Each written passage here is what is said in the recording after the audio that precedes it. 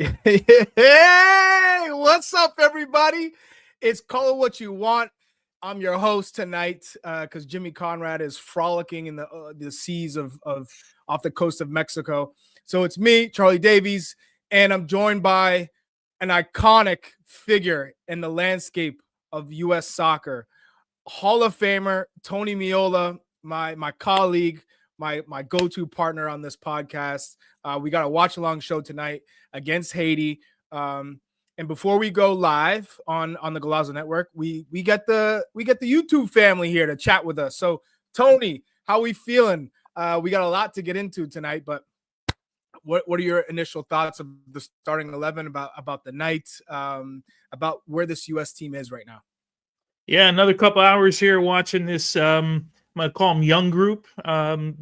Get rolling here and try and continue their winning ways right now. Look, Mauricio Pochettino, he's had a difficult job over the last couple of weeks, right? Coming off of 4 losses and then trying to go into this competition. So I'm excited that they're starting to feel good about themselves. Just before we came on, I was listening some of the interviews.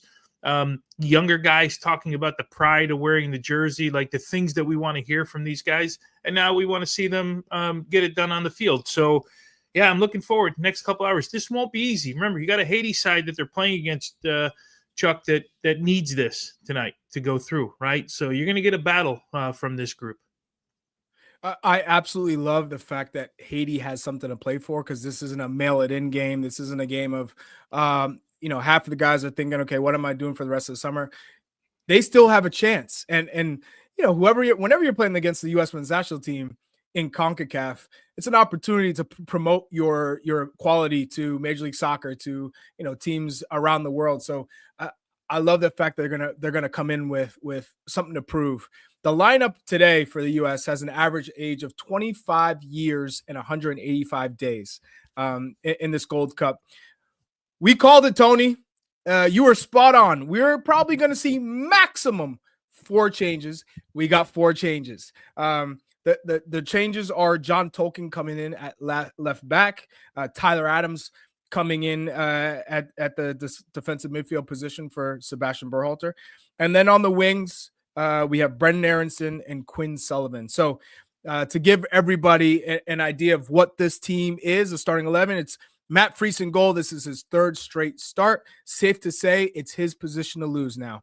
Alex Freeman, right back, a young player that Tony and I think has fantastic, great potential, has put in some steady performances, and I like that Pochettino is giving him the confidence to keep going. Riemann Richards, the 2 center backs, what a pairing they have formed in this tournament. Consistency, stability, good idea of who's stepping, who's staying, great distribution from both of them, and particularly Tim Ream. And then left back John Tolkien came into the camp late, had to catch up with some fitness, but here he is getting his opportunity for Max Arfson, who was okay here and there, did some good things in the attacking phase of play, but maybe defensively still some questions to be answered. Tyler Adams, we knew it. This is the best player in the camp, who has had a slow start, had a little injury with a turf toe, but finally getting his first start of the Gold Cup in the 3rd match. Luca de la Torre had a strong first game, a quiet second game, and he's getting the start for the 3rd game. Tillman and just in front of them in that attacking midfield position. He's a creator. I think Pochettino absolutely loves what he brings to the table. Had the brace in the first game. Second game was rather quiet from him. So we need to see that consistency. And then Quinn Sullivan getting the start along with Brendan Aronson, both 2 players that I think we expect to see. I don't know if we necessarily thought they would get the start. Brendan Aronson, he's been around this national team for a while with the previous cycle under Berhalter. And then Quinn Sullivan has been fantastic this year for the Philadelphia Union in Major League Soccer, which earned him the right to get called up to the Gold Cup. And here he is getting his start. And then Patrick Agyemang, a lot of debate. Is this the forward to steer this ship going through the Gold Cup stages? I mean, he's performed under Pochettino. in this Gold Cup, I'd say he's been relatively quiet for what you want from your striker in this type of competition. But here he is getting the third start, another opportunity. It feels like Pochettino saying, "I trust you, Patrick. Now just play, deliver." Tony, how do you feel about it? Are you shocked by any of these inclusions? Kind of, I think we were spot on with how many there are, but are they the ones that you expected? Not surprised by any of them. We did, as you mentioned, four. We thought there would be a change up top. Now we don't know what's going on with Downs right now. We said Tyler Adams would come into this mix, but I think we thought next to Berhalter. So we got half of that one right, and we said John Tolkien would come into the mix as well. We were wondering about Brandon Aronson. He's one of the guys that we said, does he get a start in this game? He does for Luna. So we were fairly close. Maybe we're starting to figure out Mauricio Pochettino a little bit, because I felt like we haven't been able to figure him out. But we're starting to get an idea. The Agyemang one up top, I've been saying this for weeks. I think they're looking for a guy with a different profile and hoping that he grows into the international game. Keep in mind, he had 3 goals in his first 4 games internationally, right? So, and then he has a goal already. Okay, weird goal, I get it. But he did create a couple of chances, or get on the end of a couple of chances, although he didn't finish, wasn't clinical enough. He's still in those positions. So I just wonder what the thought process is there. Brian White seemed to be a guy that they liked coming into the camp. They've given opportunities to. Charlie, I don't think he's a starter at any level for the national team when we're talking long term. He's not a starter. I think he's a guy that if he makes his team, it's going to be coming off the bench, right? So, so Agyemang is clearly, for me, he's the project. He's the guy that they're saying, you know what? We're going to invest a little bit of time in this kid, right? We're going to give him some opportunity and hope that things get cleaned up. And the reality is that at some point in your career, like, a manager's got to take a chance on you and give you an opportunity. And it looks like for Patrick Agyemang, Mauricio Pochettino is that guy, right? Is the guy that's gonna ride this a little bit, and it may not work in the end, right? You may go back to it and say, hey, we gave him, 10, 12, 14, whatever it ends up being, and it didn't work. But I'm getting that sense. I don't know how you feel about it, but I'm getting that sense that that's the guy for Mauricio Pochettino that they would like to see work. Yeah, I think you're spot on, Tony. You don't get this many opportunities if you're not necessarily, I think blowing everybody out of their seat, and your performance is just knocking the boots off everyone's feet. If you're not doing that, then I think that the coach has a special soft spot for you. That he thinks he can get something out of you to eventually help this group going forward, because he is different than Ricardo Pepi and Balogun. So I think Brian White is one of those players who gets that call up to the Gold Cup just based on his performance in Major League Soccer. It was almost like you can't keep the leading goal scorer off the team. And then you just say, okay, well, your quality is not there to be a starter for this group. And with trainings, you're only getting more information of what he can and can't do at this level, given his age too. This isn't somebody who's going to all of a sudden develop into somebody in 3 years when he's 29 years old. But I really am curious to see who takes this opportunity of these 3 players, because we know Tyler Adams, who he is and what he does week to week in the Premier League, but Tolkien, Aronson, and Sullivan. Tony, of this starting 11, who needs to perform tonight? Because it seems like we have a good sense of his core guys, but maybe there's a couple that are still on the fringes, like a De La Torre. It feels like Tillman's, that's his spot. He's one of Pochettino's favorites, given the comments after the first game. But who do you think needs to perform well tonight? Not even a decent night. So I'm gonna twist your question a little bit. Who needs to perform? I think Malik Tillman needs to perform, because Malik Tillman needs to continue to show that he's more the player we've seen over the last couple games for the national team and getting closer to his club form. which is what we've been looking for, than the guy we saw over the first part of his national team career. So that's probably not the vein that you asked the question in, but I'm going to twist it that way. I also think Brendan Aronson needs to have a game tonight, because I feel like Brendan Aronson came into camp under Greg Berhalter. He was a starter all the time. He plays I think the most minutes, 41 games for Leeds. Second most minutes maybe in his club for a team that scored the highest number of goals.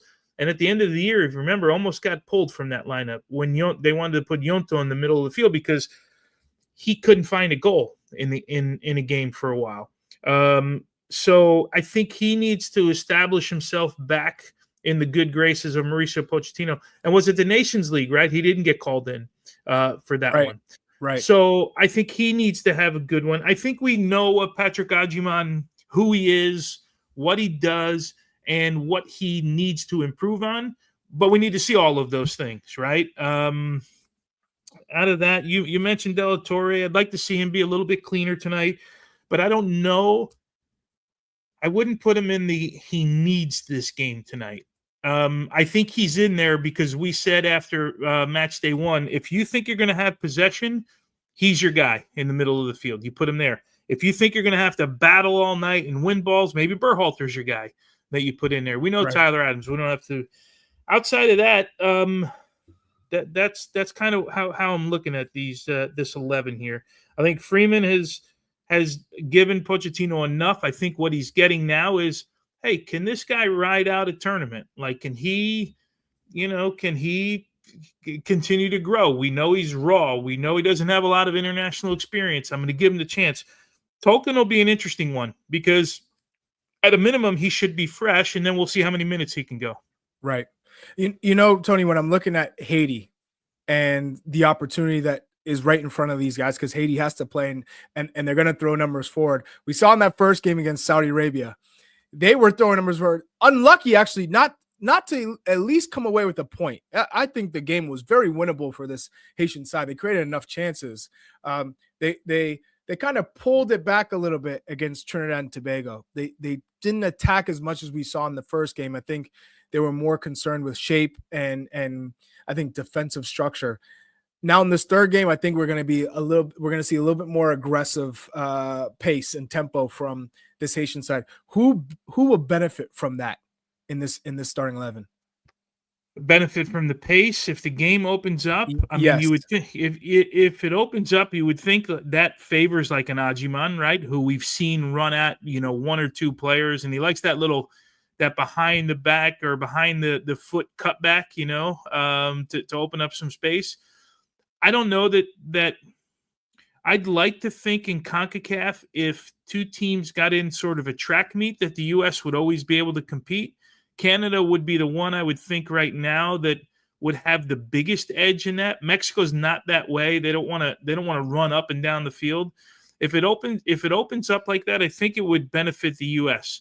Get Aronson going, get Tillman, finding space, get Freeman and Tolkien. Freeman, I'd like to see get forward a little bit more than he did against Saudi Arabia. I wonder if it's more the design from Pochettino from what we saw and what we've seen, right, with Joe Scally when he plays in that position. They basically we build out with 3, and he's the right-sided back, and Tolkien or Anthony Robinson type position, he gets forward.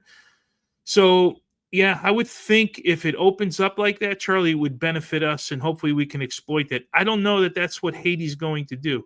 Haiti was 2 different teams in this competition so far. So we'll see. Much like Saudi Arabia was 2 different teams in this tournament. We thought Saudi Arabia would look more like match day 1 against Haiti, but they didn't against the U.S., right? So, yeah. So that's the long way of saying the U.S. To your question. No, absolutely love it. We'll get to all your questions when we start back up. We got to take a quick break. When we come back, we're back on Golazo Network. So stay tuned in. We got a lot more to cover. Let's go USA.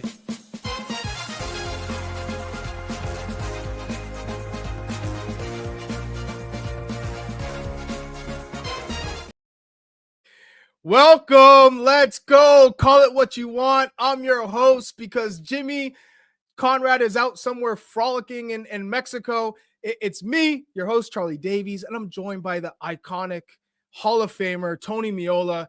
It's just me and him, just like the good old days when I was coming up into the media game and he was helping me with SiriusXM. Him and Brian Dunseth were coaching me, helping me get used to this. It feels like this is home. This is all comfort. Let's go, Tones. Did we do a good job or not do a good job? That's you tell me. CBS hooked me up with the contracts. I'm going to say we did a good job. It's everyone else, but excited. I love game day, man.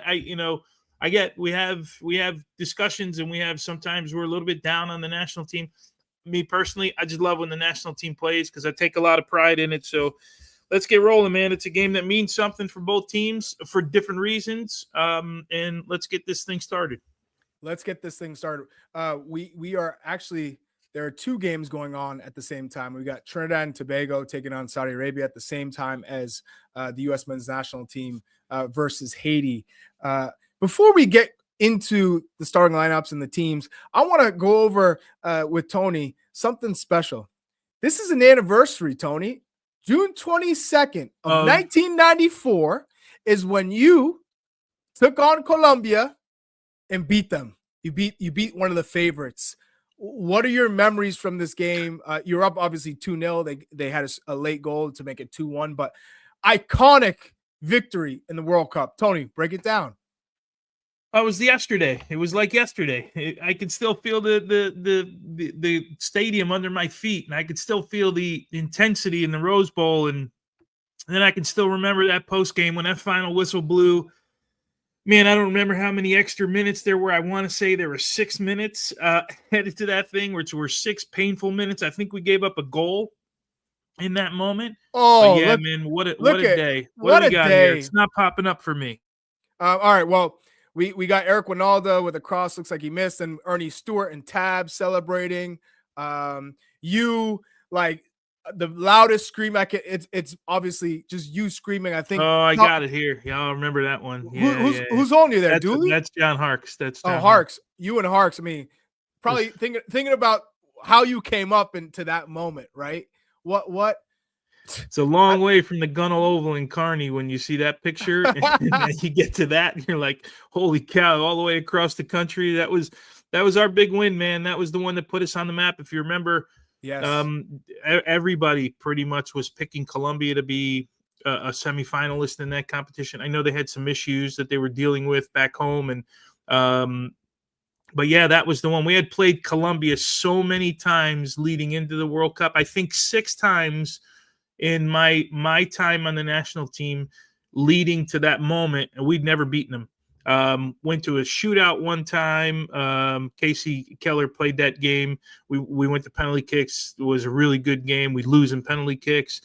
That was the first time we beat them. But we felt confident that we could get it done. But what a day that was for American soccer. I mean, I'm looking at the squad right now. Obviously, Carlos Valderrama. That squad was loaded. Faustino Asprilla, Ivan Valenciano, Alvarez. Leonel Alvarez. He was he's a revolution player. I remember that. Luis Herrera, Adolfo Valencia. I mean, and rest in peace to Andres Escobar. I'm sure some people watched. Cordova was the goalkeeper, right? In that one, Cordova? Yes, the two Escobars, 30 for 30.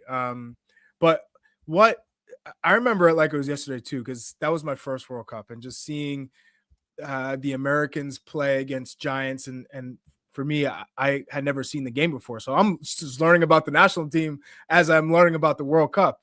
And you were one of the players that always stood out to me because you just seemed like you were that general. You had that nice slick back Steven Seagal ponytail.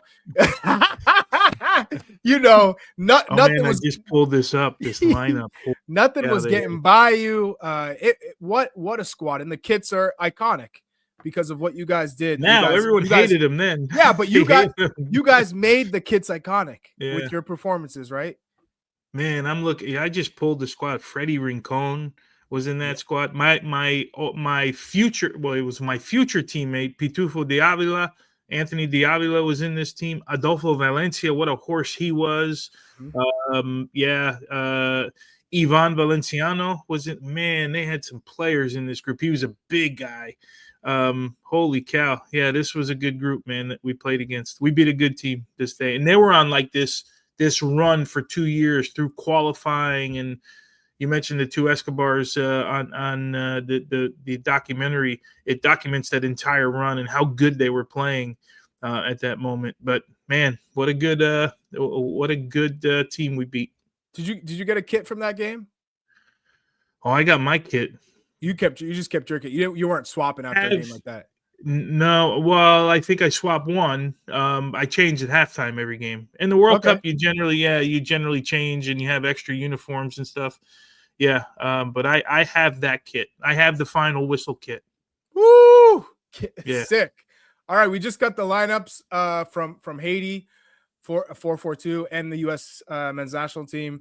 Freese in goal. Alex Freeman getting another start at right back. Richards and Ream, top partnership at the center of the back line. And then we got John Tolkien getting his first start at the Gold Cup, replacing Max Arfson. Then Tyler Adams comes back into the team, his first start at the Gold Cup next to De La Torre. And then we have Malik Tillman playing in that attacking central midfield role, that number 10 free role, if you will. Quinn Sullivan on one side, Brandon Aronson on the other. And Patrick Agyemang, Big Pat, is getting his third start of the Gold Cup up top. So 4 changes from the previous lineup. The first 2 games, same starting 11, back-to-back matches. Pochettino says, you know what? I'm going to make 4 changes in this last group stage match against Haiti. So I'm really looking forward to it.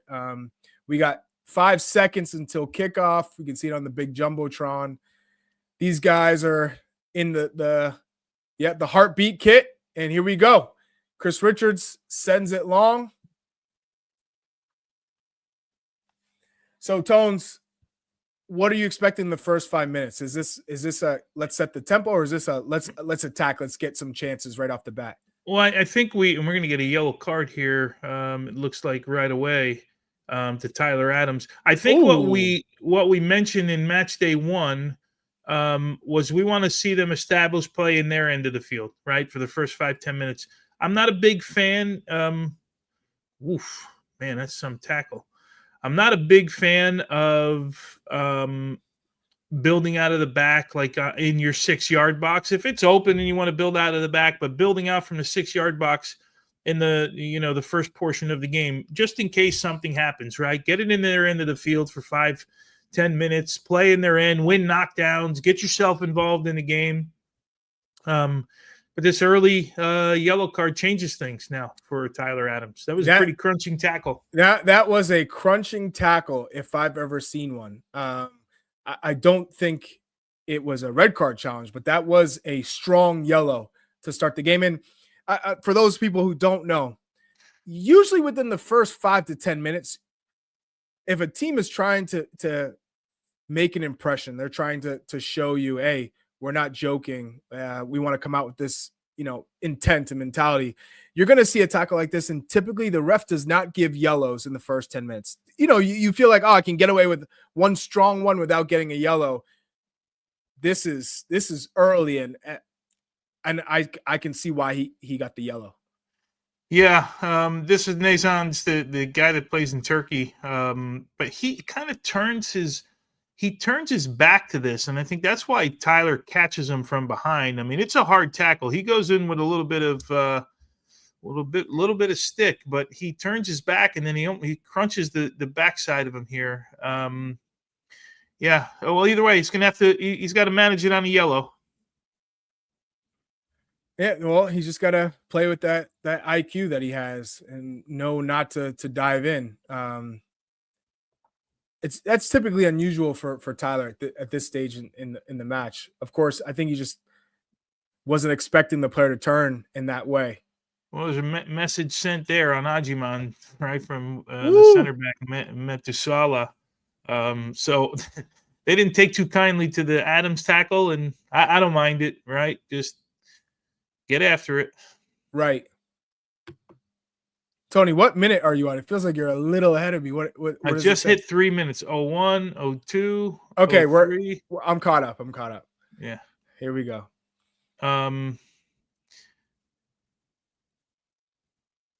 Now, yes, it does look like Quinn Sullivan's on the right, like we had it. yep. Malik Tillman in the middle, and Aronson on the left-hand side.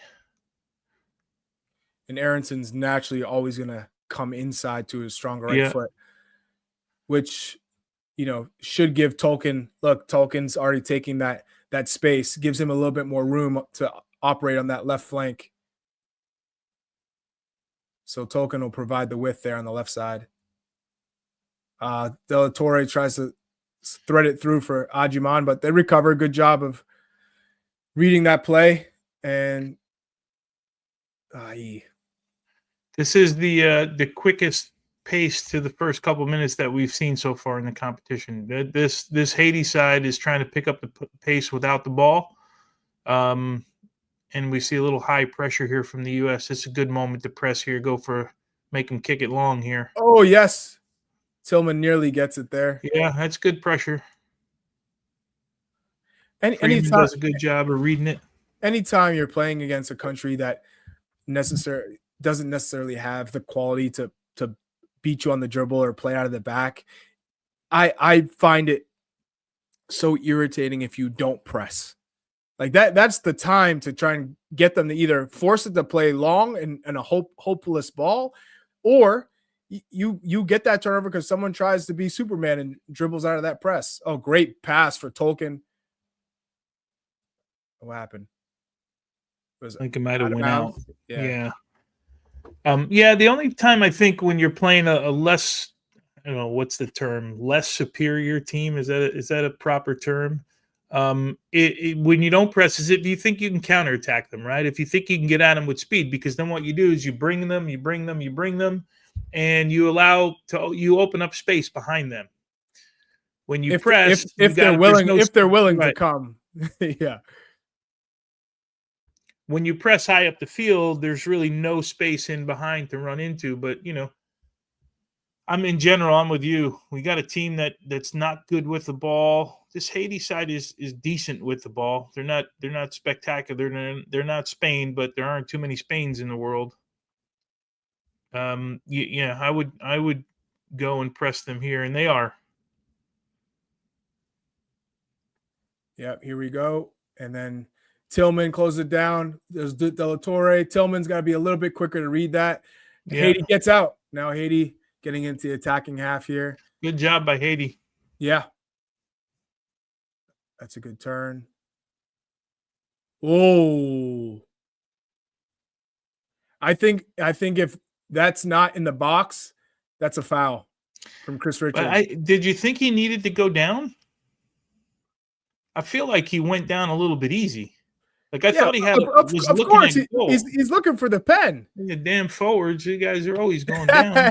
Hey, if I feel some unnecessary contact off the ball and there's a chance, especially this is the thing when you're playing against. Oh, they're going to look at it here, Chuck. They're going to look at it.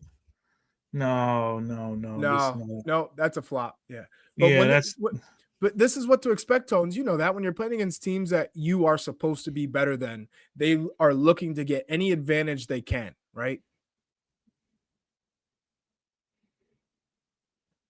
Think about all those Concacaf games when the guys are faking the injuries. They get that rare lead, and then they slow the game down. They try and disrupt your form and rhythm as much as they can. Good from Freeman, tackles it out. Throwing for Haiti on the left flank. Yeah, the kid Providence that Freeman is up against. He likes to dribble, so he'll have to be good 1v1. That's their guy that likes to dribble. Ooh, that's a good ball, little Travella there.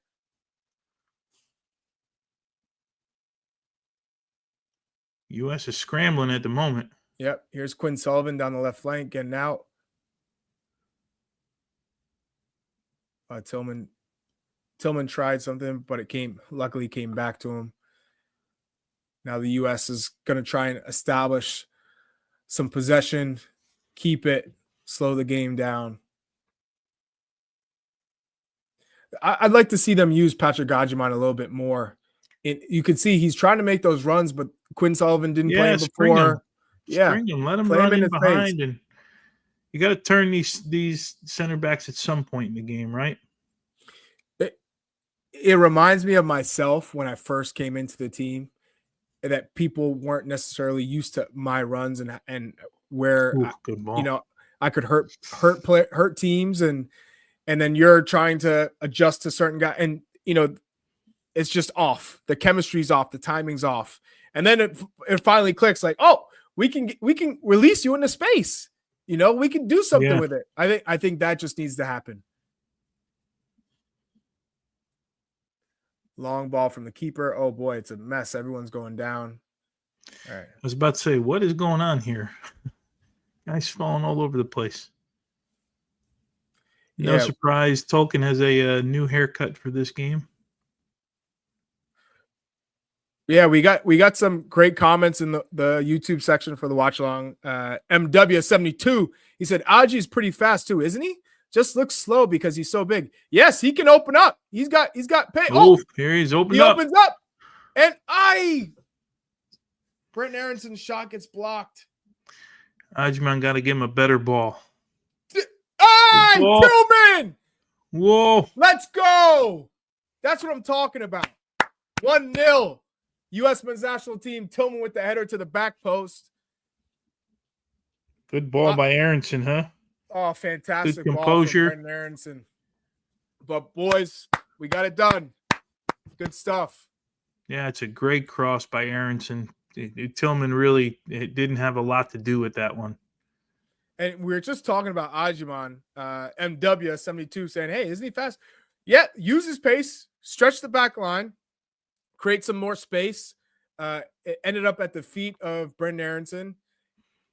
And then it came back to Quinn Sullivan, who played at Aronson, and Aronson plays in a beautiful curling chip, dink pass to that corner of the 6. And Tillman does an incredible job of steering it back across the goal, side netting. What a ball by Aronson. Aronson put this one on a platter for him. Well done.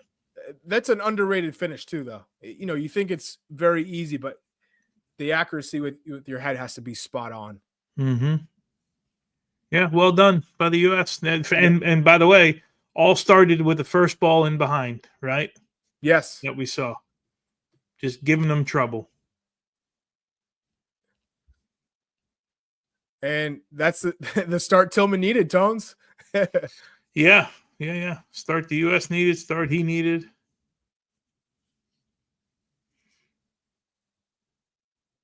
All right, what's Freeman going to do here?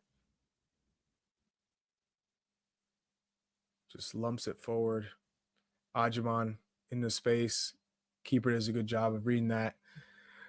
I want to see a good performance from Freeman today, of just making the right decisions, good touches, getting forward. Ooh, foul.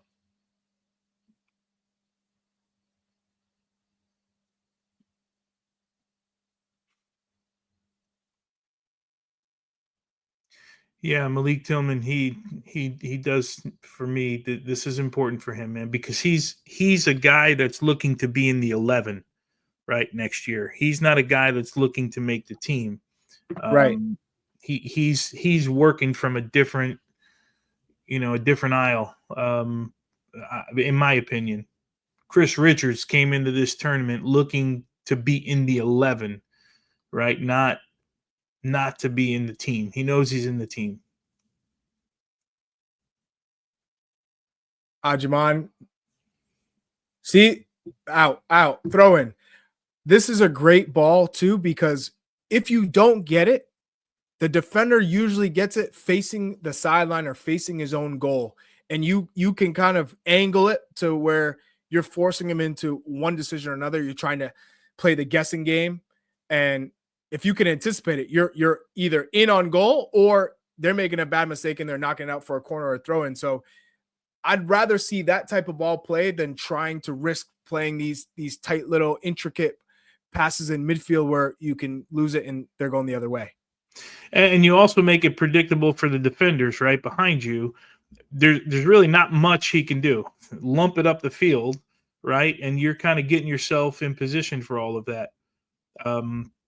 Yeah, that's again another simple ball over the top, just stretch the defense. You wonder, and you always think about, will that start to open things up underneath for Brendan Aronson, for Tillman, for Quinn Sullivan?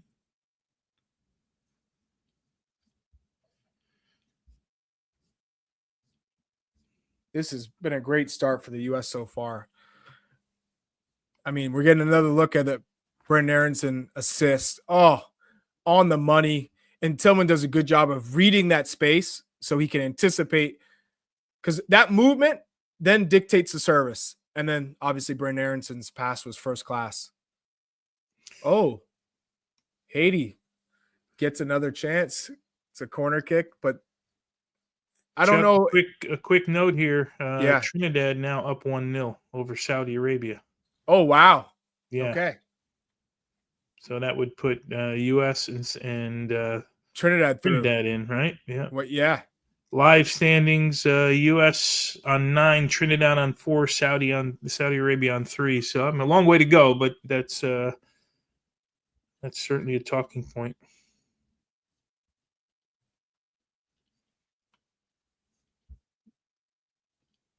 What happened here?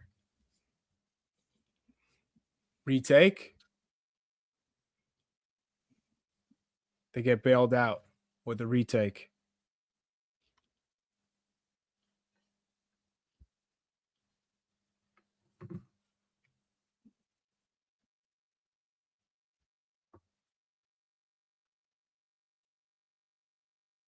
Short. Haiti goes short, whips it in, back post. And oof. Was a Tolkien flying through there? Someone threw their body on the line. Yeah, I think it was Tolkien, right? But they look better than Trinidad. I can tell you that just from the way that they're trying to play. Tyler Adams loses the ball. The Haitians are switching the point of attack. They got numbers forward. Look how many bodies they have. Yeah, I'm forward. just looking at the same thing. 1, 2. They have 4 across the front line. 5, 6. They're attacking with 8 and sitting 2 on Patrick Agyemang. We're on a break. All right, Patrick Agyemang, good timing. Head up, middle. De La Torre. Oh, took too long. Good from Tillman to wins the ball back. What's he gonna do here? So Brendan Aronson on 2 plays cuts back to his right foot, Tony, right? First one he tries a shot, the second one was the assist. The third one he thinks because he did that, now he can cut back to his left, and the defender said, I'm not having that. You should have stick to that right peg. Don't go to your left. Yeah. Do you feel like I'm starting to get Patrick Agyemang runs in that inside left channel more than anything? Yes, that's right. That's where he feels most comfortable. That left channel, because he can come into his stronger right foot. Here's Quinn Sullivan, gets in the box, and he liked that one back. He rushed it. This is when you get to a point, and we've seen it from Quinn now a couple of times playing with the U.S. men's national team. He gets this energy, the eagerness to impress, and he lets the ball run away from him a little bit there, and he's reaching. Whenever you reach, you're never going to get the right accuracy on it or the right weight.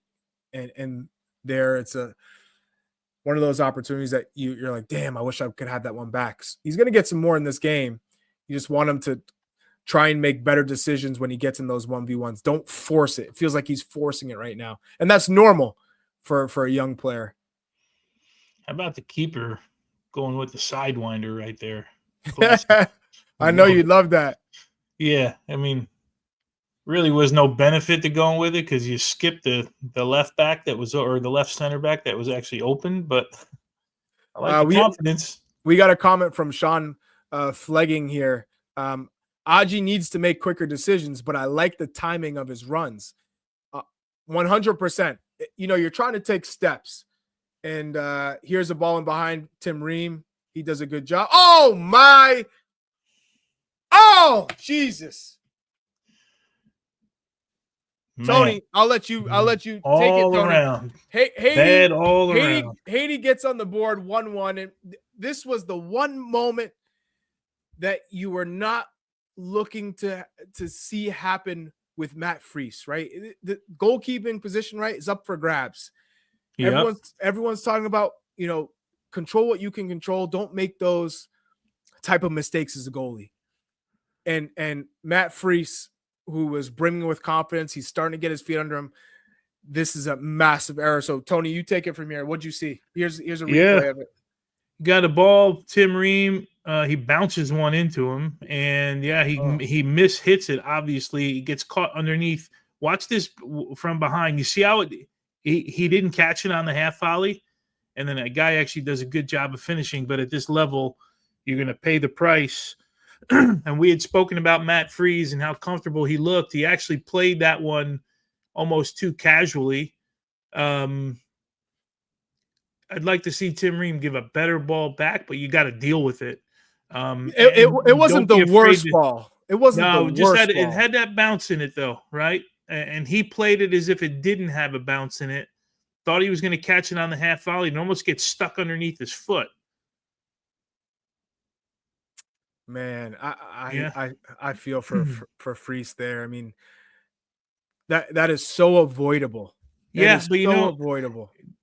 Chuck, how many times did I tell you, man? I don't look at the mistakes, right? I look at of course, they can't add up. But when you make a mistake, I look at how you react. I say this all the time. How do you react from this? Because the mistake is over. It's 1-1. Like there's no going back, right? So how do you react in the next moment? Next ball, it's going to go back to your feet. You know what the fans are going to be like. You know what you're going to hear in your ear. You know what your teammates are thinking. Like now is when you got to play. What about Tony on that goal? Because the passes comes back to his feet, and in that position, if Tim Ream's playing you there, I know he's facing his own goal. You'd like to just see him put it out for a throw in or try, going up the end line and hook it. But worst case scenario, you play it back to your keeper and he just hoofs it forward. Boom. But after he makes that poor contact, do you think he resets himself? Because it seems like it looked like he was in okay, because it's a really good finish. I'd have to go back and look at it. I also want to look at what he was trying to do. Right. He was trying to pass through that. He was trying to find. Right. I think was Tolkien on the outside there. Is that what he's looking for? Is he trying to go back to Ream? I would look more at the mistake than I looked at what he was trying to do. Like the decision. And then that's the decision from there. Right.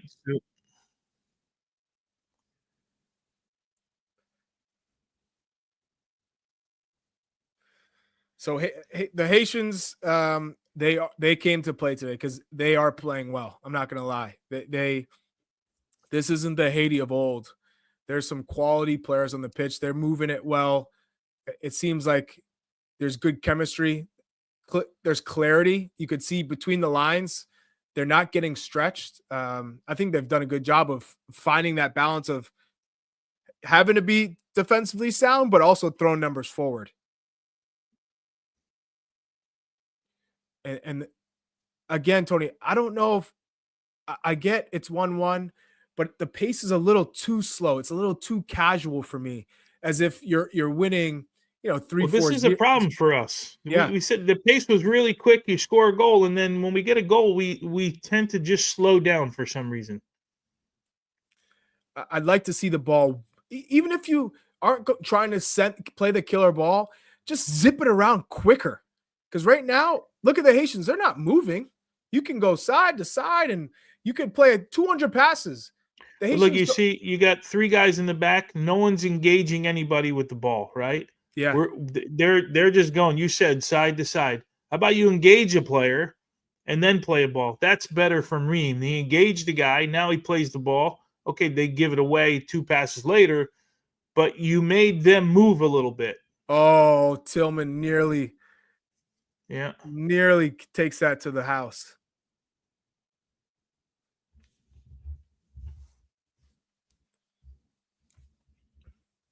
And then now Haiti's dictating. Ooh, tried a nice turn. De La Torre can go forward. Quinn offside. I think both players are offside. Patrick Agyemang in a break, and his shot is saved, and I think he was offside anyways. But he's on a breakaway, 1-on-1 with the keeper. Did they call him off? I don't think they did, Charlie. He looks off. I think if they looked at it again, he's off.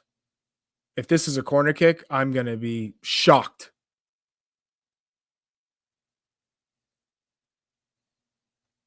Wow. They didn't call it off. You'll be shocked. Oh, I am shocked. Well, be shocked. I'm shocked. Wow.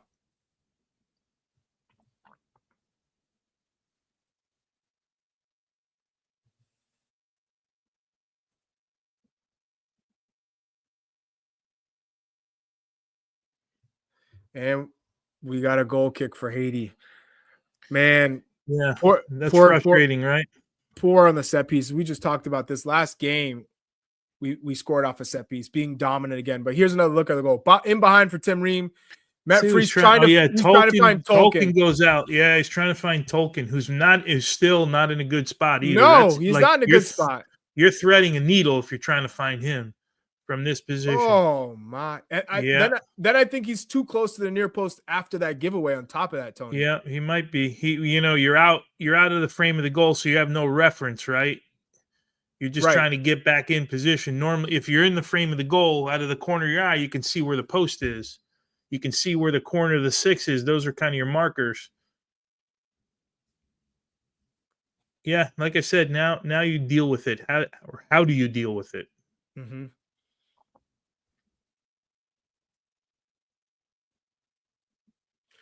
I honestly didn't think we'd see that this tournament from Freese. So here it is. They play back to his feet, and we'll see how he handles himself. But do you think he's thinking about this as this game's moving on right now, the 26th minute? Do you think this is something that's going to be staying at the forefront of his mind as this game's going on? I mean, your job is to not let it be there, right? Yeah. I tell you all the time when people ask me about, what I think my best game in a World Cup was the Romania game where I give up a near post goal and it's not a goal. I'd done that. I cheated like that for years and got away with it and stole balls that were played across. And this one goes in the near post. And for me, it was my best game because I made some saves. I reacted properly. Mistakes are going to happen to everybody. Patrick Agyemang. Sharper there, Agyemang.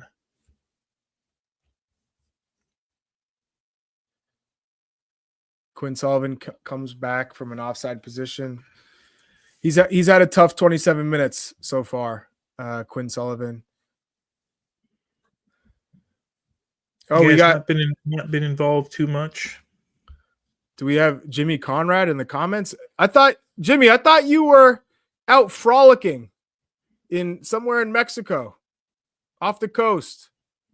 But we got you in the comments. What up, Jimmy Conrad? Trying to talk to you guys in the comments. Get at him. Damn, Jimmy. Cream cheese is slacking on this podcast now. There's a red dot for that. Big red dot.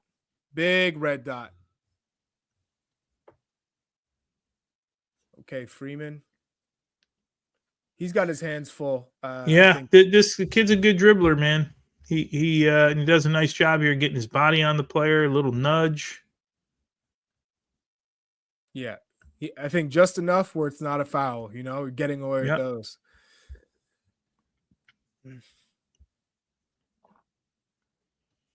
I think Agyemang has to stay active. Like you said with Matt Freese, Agyemang misses that one-on-one with the keeper that you would expect, 10 times out of 10 times is the back of the net. He's got to also forget about that and keep going and show his resilience. Again, out of bounds. I think Tolkien needs to take a step inside. Where's this game at again? Where are they playing? How come I can't remember, but it looks like AT&T Dallas Stadium. So is, this is yeah. the new turf, right? So this is the ball not bouncing properly again. You see how Tolkien was trying to take that one. This is the new stuff being just laid down for this competition. And it's not, you can see it when balls go in the air, how there's no bounce to them. Mm-hmm. Oh, great turn. Yeah. The Haitians are really doing a great job of connecting passes, breaking the press. Let's go forward, Freeman. Let's go forward. I think he's just one of those young players at the moment who doesn't want to take those risks. He feels like he hasn't earned it yet, the ability to take those risks. Well, he did at the end of the Saudi Arabia game, right? He played those 2 balls around the corner, one to Agyemang. I think they were actually both to Agyemang now that I think about it. Here he is. He's getting forward. Okay. Quinn Sullivan. Oof, Quinn's having a tough game right now. He's having a really tough game. Again, find a way to grow into the game. Mm-hmm. You gotta get your opportunity. Luca Del Torre hasn't been on the ball all that much. No, you can see right there. They're trying to take him out. Here he is. Oh, pops up. Good there turn. You go. Good pocket.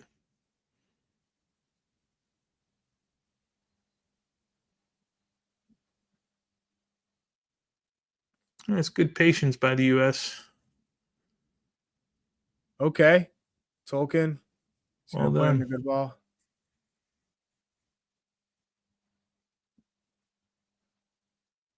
Oh! Good stuff. Wow. Okay, Quinn. This is good stuff. Yeah. Fantastic ball. This is a good build. I don't know. There's 25 passes in that sequence. And Quinn Sullivan gets on the end of the cross from De La Torre. Who played that ball in? De La Torre. De La Torre with his right foot, huh? Yeah. Yeah, really, really well done. Great patience, great build up. Quinn hits good the spacing. I think Quinn Sullivan could have just put all that unease to rest had he finished that one.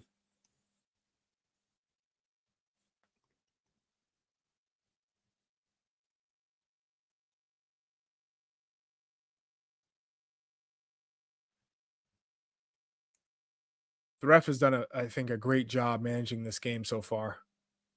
Yeah.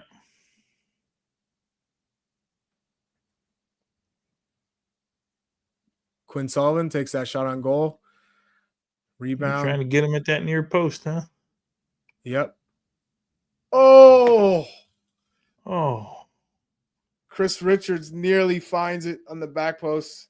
Quinn Sullivan slowly building himself up, gaining that confidence. Has a shot on goal. Keeper gives up a rebound, but the U.S. aren't able to do anything with it. It's what you want to see from Quinn Sullivan, right? Some things don't go your way. You just got to forget it. I mean, you got to make a couple safe plays first and grow into the game.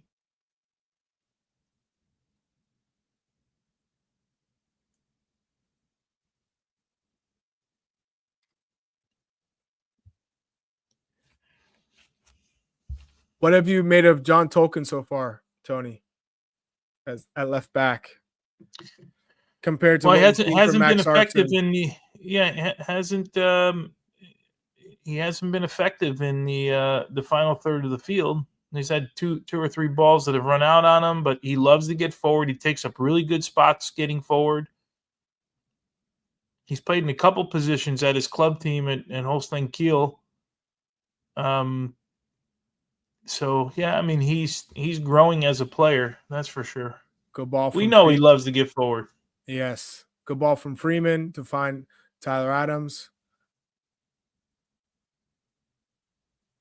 Brandon Aronson, the Philadelphia Union connect there.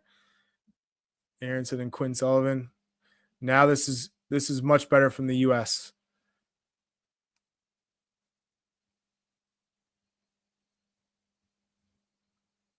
I would have liked to see De La Torre just play that ball forward, play to Agyemang, either play it to his feet or play it just in front of him into that space. I think you're going to find that there's an advantage there. Now, what comes from it, that's on him, the end product. But I've liked what I've seen in terms of just him getting on the end of those passes and finding space.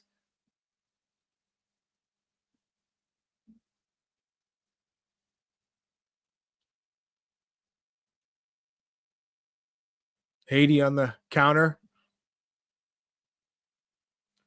And Tyler Adams does a good job of shepherding it out. What do you think, Pochettino? How do you think he feels about this first half so far? You know, the early goal obviously was encouraging, but then what do you think since that moment? Yeah, not terrible. But there were a couple really good sequences. But I would say almost identical to what I said the last game about playing quicker. Right, I feel like there's another gear that you can play at against that Haiti. When they've had, I don't know what the stats look like. Let's see here. They've had 65% of the ball. How about we just go quicker? Mm-hmm.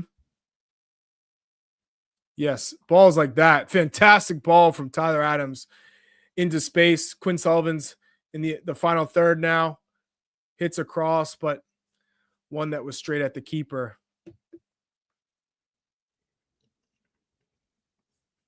35 minutes in, 1-1 U.S. versus Haiti.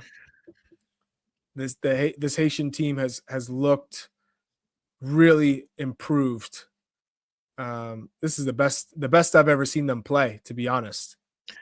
And one little different dimension you get with Quinn Sullivan from McGlynn is Quinn Sullivan, even though he's not the quickest, he likes to get around the corner. He likes to get on his right foot and get to the end line. We haven't seen that, right?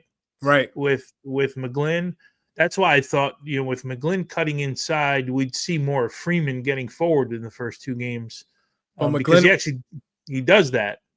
But McGlynn had to stay so wide to come inside on his left foot that took away the space that Freeman would use to make those runs, But once you cut in on the left and you take a dribble inside, immediately get around the corner, because if you drag a defender with you, then it's not a oof. Yeah, but Tony, it's not like he's coming in like Vinny Jr. or Mbappe. He's coming in and it's like, if you're a right back and you've had good position, the timing's a little off. It's not right. It's not a smooth, quick. It's a delay, make a move, get inside, but it's not like you're bursting inside. You're taking a couple of steps inside. Then that left back can probably drop. So I don't think unless he's doing underlapping runs. I think. Well, it's really you also, if you're taking the left back with you, if he's the guy covering you, there's got to be a pass centrally that can be one timed over the top to a wing back. But I think he's in that mold of he's part of the three building out. Right. Freeman. Yep.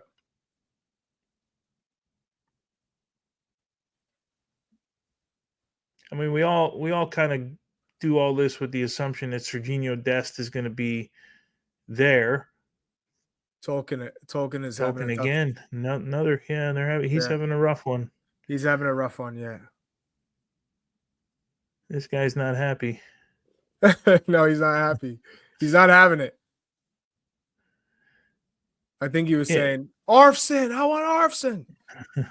What I was saying was, we're doing this with the assumption that Dest is going to be a right back. But if you're playing like this doesn't suit what Serginho Dest does. No, so he'd be where Quinn Sullivan is, essentially. Yeah, or you interpret the right back position. No, you have to do it differently because his biggest quality is getting forward. Yeah, well, and Anthony Robinson's on the other side. Right.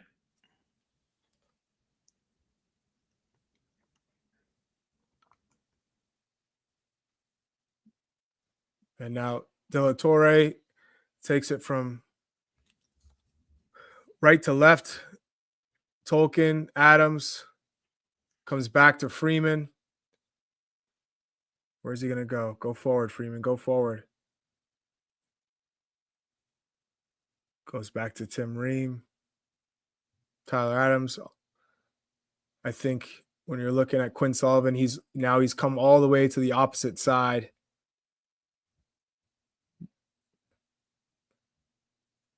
And they're just leaving Tillman alone out there. But Tillman's not going to beat you with pace either.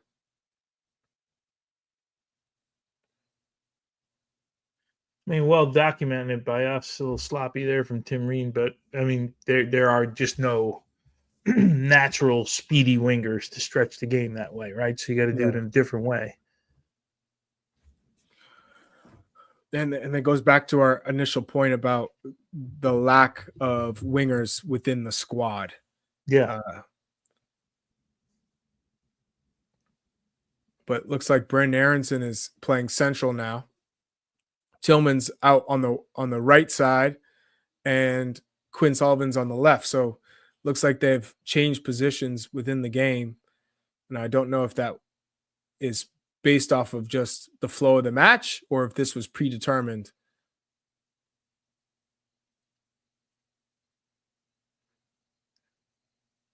Good defensive work from Tillman. Can't go for a Meg there, though.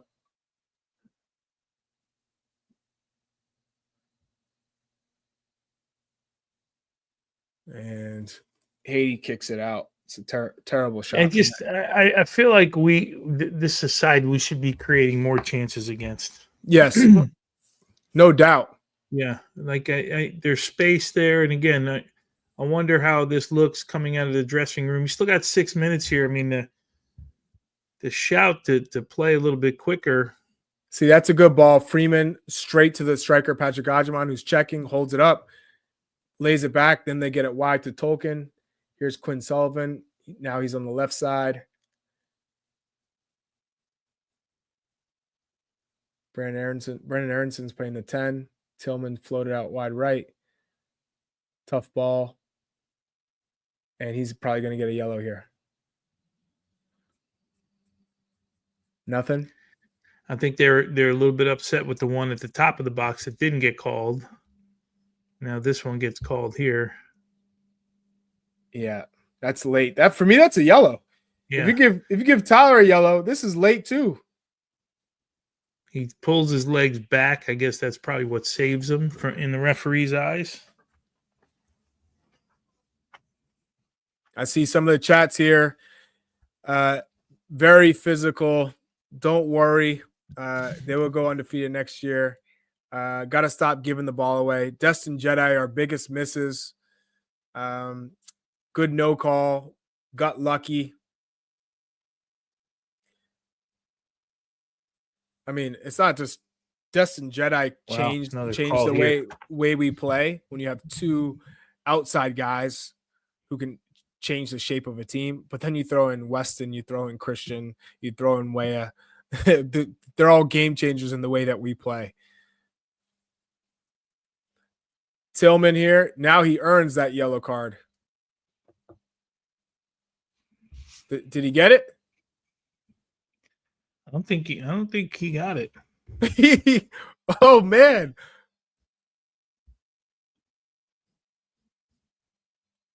Set piece for Haiti. Here it is. Oof. Richards gets on the end of it. Here's Tolkien. Now can we go with speed? Now's the time you got to go with speed. At least keep them running back towards their goal. Take as much ground as you can.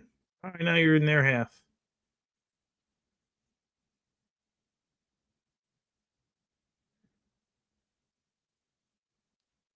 Yeah, it's still a little slow. You know when guys are just kind of standing and waiting, that you want to see guys constantly moving in and out of passing lanes and changing directions and checking for spinning. There's a lot of guys that are kind of just walking and waiting for that pass to come. Maybe it does, maybe it doesn't, but you can see they're all standing in passing lanes instead of being on the move. Yeah, it's so funny. We're talking about all this. Yesterday, I was, before I flew up to Connecticut this morning, I was down at FIFA in the headquarters in Miami. How was it? Their hotel. And then they took me over to the war room where the TSG, the technical support group is. Yeah. So I sat and watched the Inter game with Jurgen Klinsmann, Roberto Martinez, Gilberto Silva was there. Alois Cisse, I know you're a big Gilberto Silva guy. Yeah. Alois Cisse, of course, Pascal Zuberbuehler, who runs the technical group. And just listening to them as the game is going on is just fascinating, man. It was the same stuff we all talk about. Did you learn anything new? Well, I learned like the system, how they're doing it, how the reports come out. Like I learned that part. No, but just listening to the game, it's the same things. Everybody talks about the same things when they're watching a game. And of course, the mission there is to forget the names, forget the jerseys, just talk about what's happening, because at the end of all of these competitions, there'll be a technical report. But it's just great listening to them because it makes you feel like, I mean, we're all watching the same thing. We're all kind of seeing the same thing. There might be an intricacy. Here's Agyemang again, puts the defender under pressure. Does good turn there? Yeah. But it's like, like a Gilberto Silva, you could tell his focus is a little bit more in the midfield, right? Like his first reaction, where I'm going to listen to you, like you're looking at the forwards. Naturally, you go to the position that you played, right? Tobin Heath was there as well. She was actually the analyst for that game. Ball spills out. Freeman, what are you going to do with it? Oh, no. It's all right. Not a good shot, but I like the attitude. Yeah, it was really cool. The Arsene Wenger in that group do a good job. Goalkeeper has it and then doesn't have it. And then it's a little bit of a mess from here. It looked like Chris Richards beat the keeper to the spot, too. Looked like he may have gotten a little Nick Richards on that one, which threw the goalkeeper off.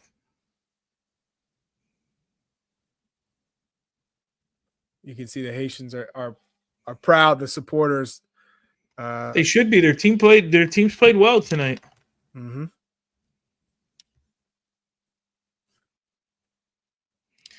Remember, we said this is a team trying to qualify, trying to get through, right? This is important to them. The Trinidad's still 1-0 here, right at the same minute we're at with this game here.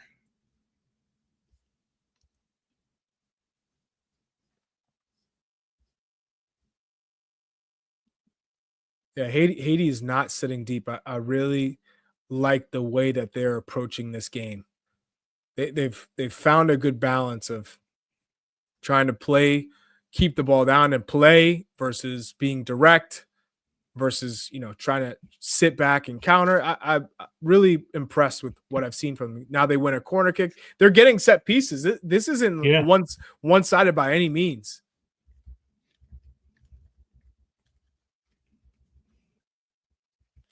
I just think we come back to the U.S. being a little too static, Tony. And it's like after we score, like it's like a trigger or something that we have, and yeah, I just don't, I don't get it.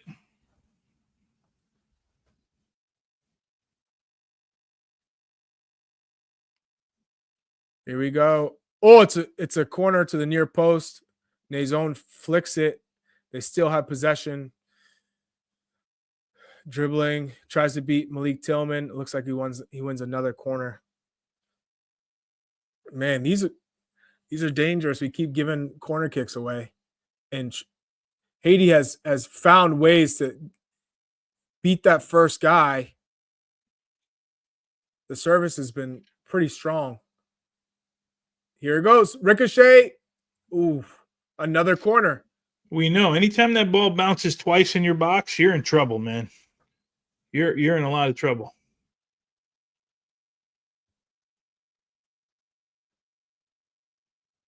Lucius. He's a goal scorer, right? Yeah.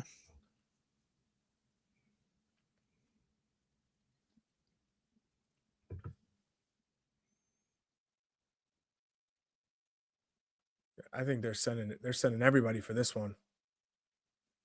Yeah, this has to be the last kick of the half, right?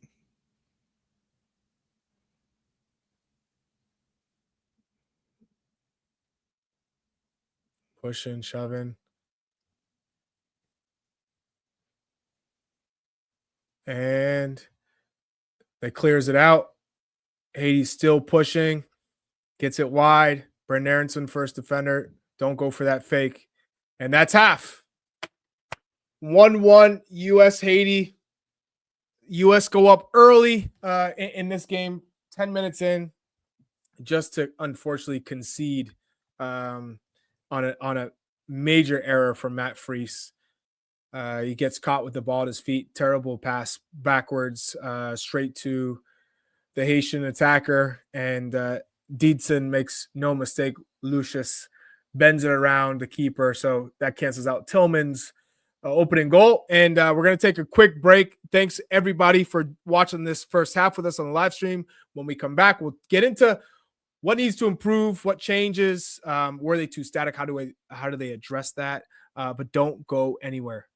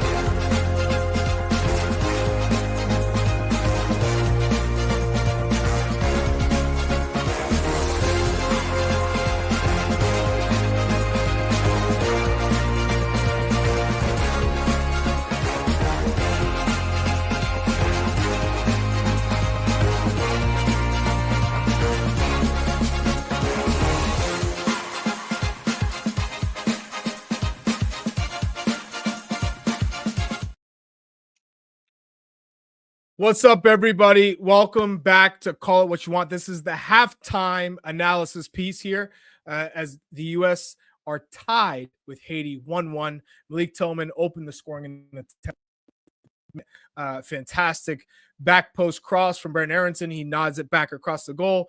Side netting, 1-0. U.S. look good. They're on the front foot. Only for undone with a Matt Freese calamity as a back pass from Tim Ream.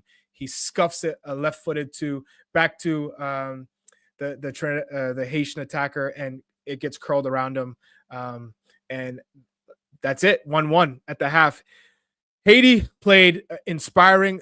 I thought they played the best I've ever seen them play, to be honest. they have a lot of quality, much more quality than I remember, Tony. What do you make of this first half? Yeah, not good enough. Too slow for me. Obviously, got off to a good start, and then you gift a goal like you did. Just poor decisions and then poor execution. So yeah, you got to be better in those areas. I excuse me. In my brain, I'm thinking about like a World Cup moment. A World Cup moment. You get a goal in the 10th minute, and you concede like that. Like it just can't happen right at the highest level. And I'm sure Matt Freese, who is actually good with his feet, is going to take full responsibility of this. But it's decisions, right? A ball goes over the top. Tim Ream decides to go back to the goalkeeper instead of clearing it out. Okay, you make a decision. So that's one decision. Then Matt Freese, I think you and I are both under the assumption that he's trying to squeeze that ball into Tolkien. Mm-hmm. And I'm actually just looking at it here, and it doesn't get there, right? He clearly misses it. But these are things that can happen. Moments like the breakaway from Patrick Agyemang. You're not in the game. You're not playing well. You're not a couple of moments, but you get a breakaway. You and I thought it was offside, but clearly it wasn't offside. Like that ball's got to hit the net when you have moments like that. Quinn Sullivan has his opportunity. So there's moments where you're like, you need to be a little bit sharper in those instances. I'm relating this to World Cup, right? To what that would look and feel like. I would be surprised if we don't see a couple changes here. I would be shocked. I'd be shocked actually, Tony, if we didn't see at least one halftime substitution. And you know me, I'm always going to look at the attacking phase of play first. It's just my natural instinct. Let me look at the 9. What are they doing? What are they doing well? Right? It's got to change, man. You need more. And this is the third straight start in the Gold Cup for Patrick Agyemang. It's clear that Pochettino was giving him every chance to turn the corner, to earn that spot, to continue to develop and thrive. And it feels like he's not there yet. And who knows if he'll ever get there, but he's not there yet. Now he has the natural raw tools, like we've said. I thought there are times where his hold-up play is pretty good, but when you're talking about a 9, goal scoring, somebody who's running in behind, I think the timing's off just a little bit. Times that players did look and play that ball, he usually created something, but it's not often. It's not often enough to then force the Haitian defenders to be compressed, which then gives more space to the wide guys.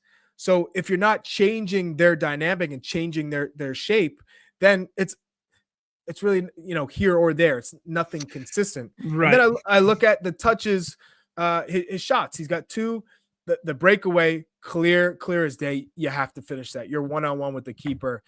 I don't think he got the right angle on it. Clearly he didn't. The keeper was able to get the save. I thought he was off anyways to begin with.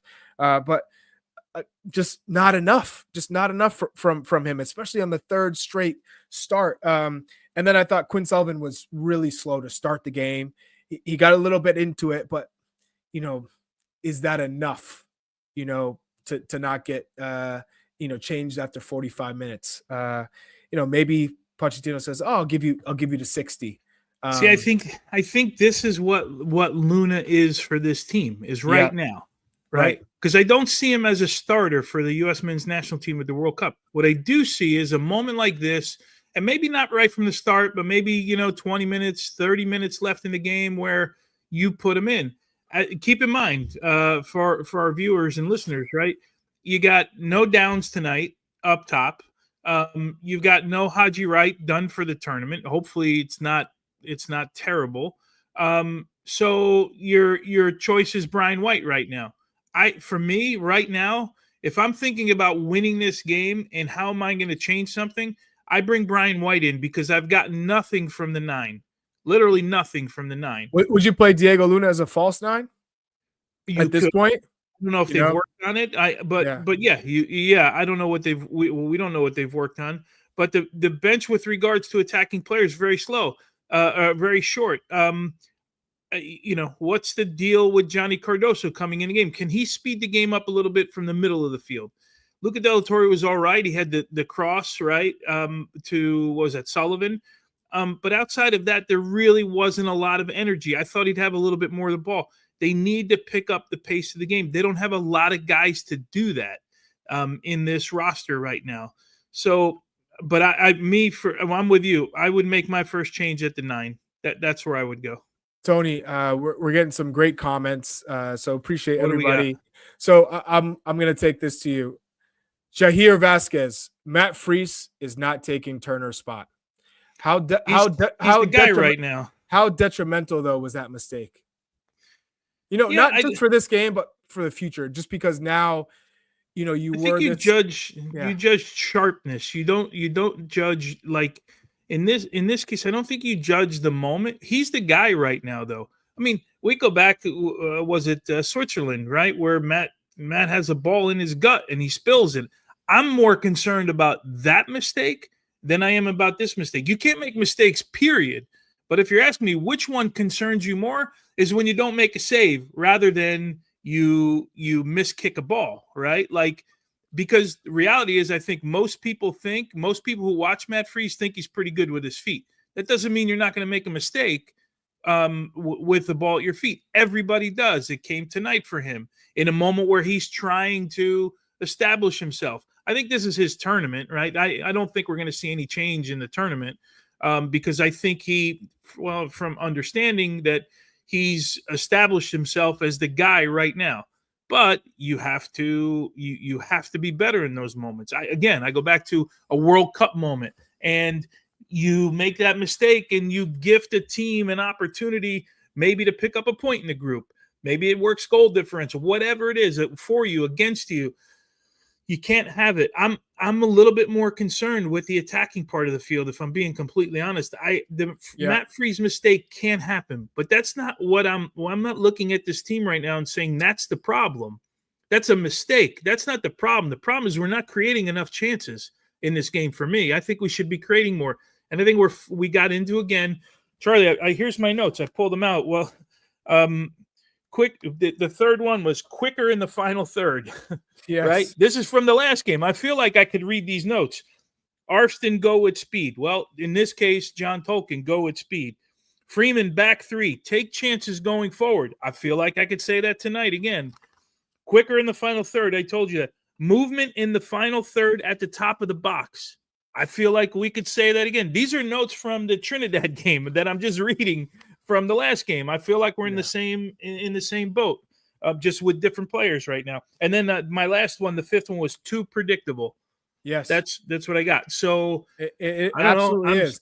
I'm cheating because I'm reading the notes from the last game, and I feel like I'm lazy, but I feel like those fit again. And I'm curious, for everybody in the comments, we had one from John Lauer. He said, put Freese in the Switzerland game and the result would be the same. So, Turner getting his start against Switzerland is as tough as that was, although we would agree that he wasn't sharp anyways.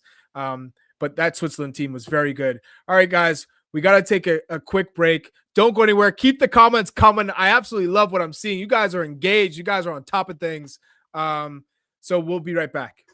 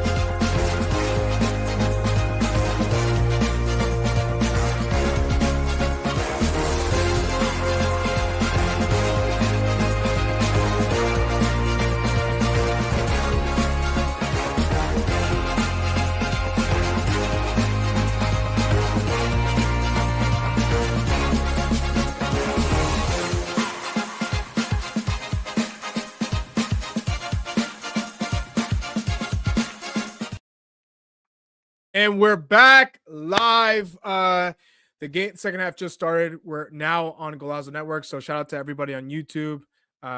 Welcome back for the second half watch along. The comments were fire. Appreciate everybody. I know I saw a couple of Zach Steffen shouts. If he was healthy, he would be the starter, and Freese would be number 2, with Turner being the third.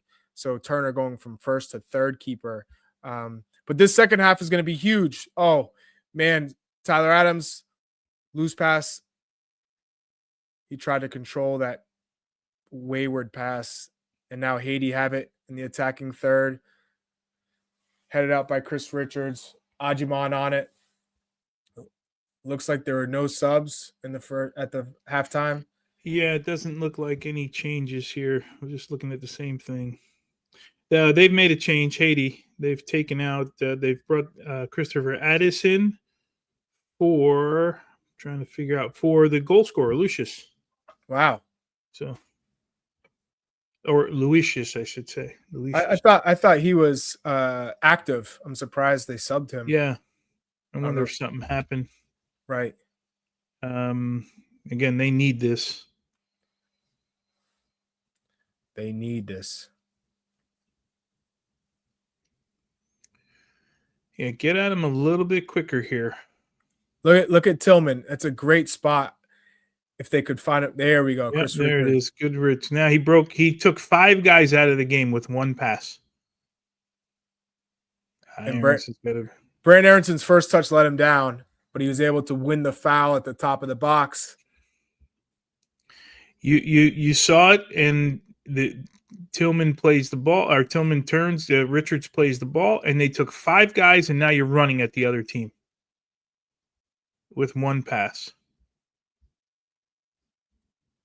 Yeah, there's another look at Aronson getting fouled, but the first pass from Richards to Tillman. Tillman finds Aronson on the run, but I don't know if Aronson couldn't see it. It was too difficult of a touch because it was like under him. But the first touch lets him down. He gets it back though and wins this set piece. Who takes it? Tillman?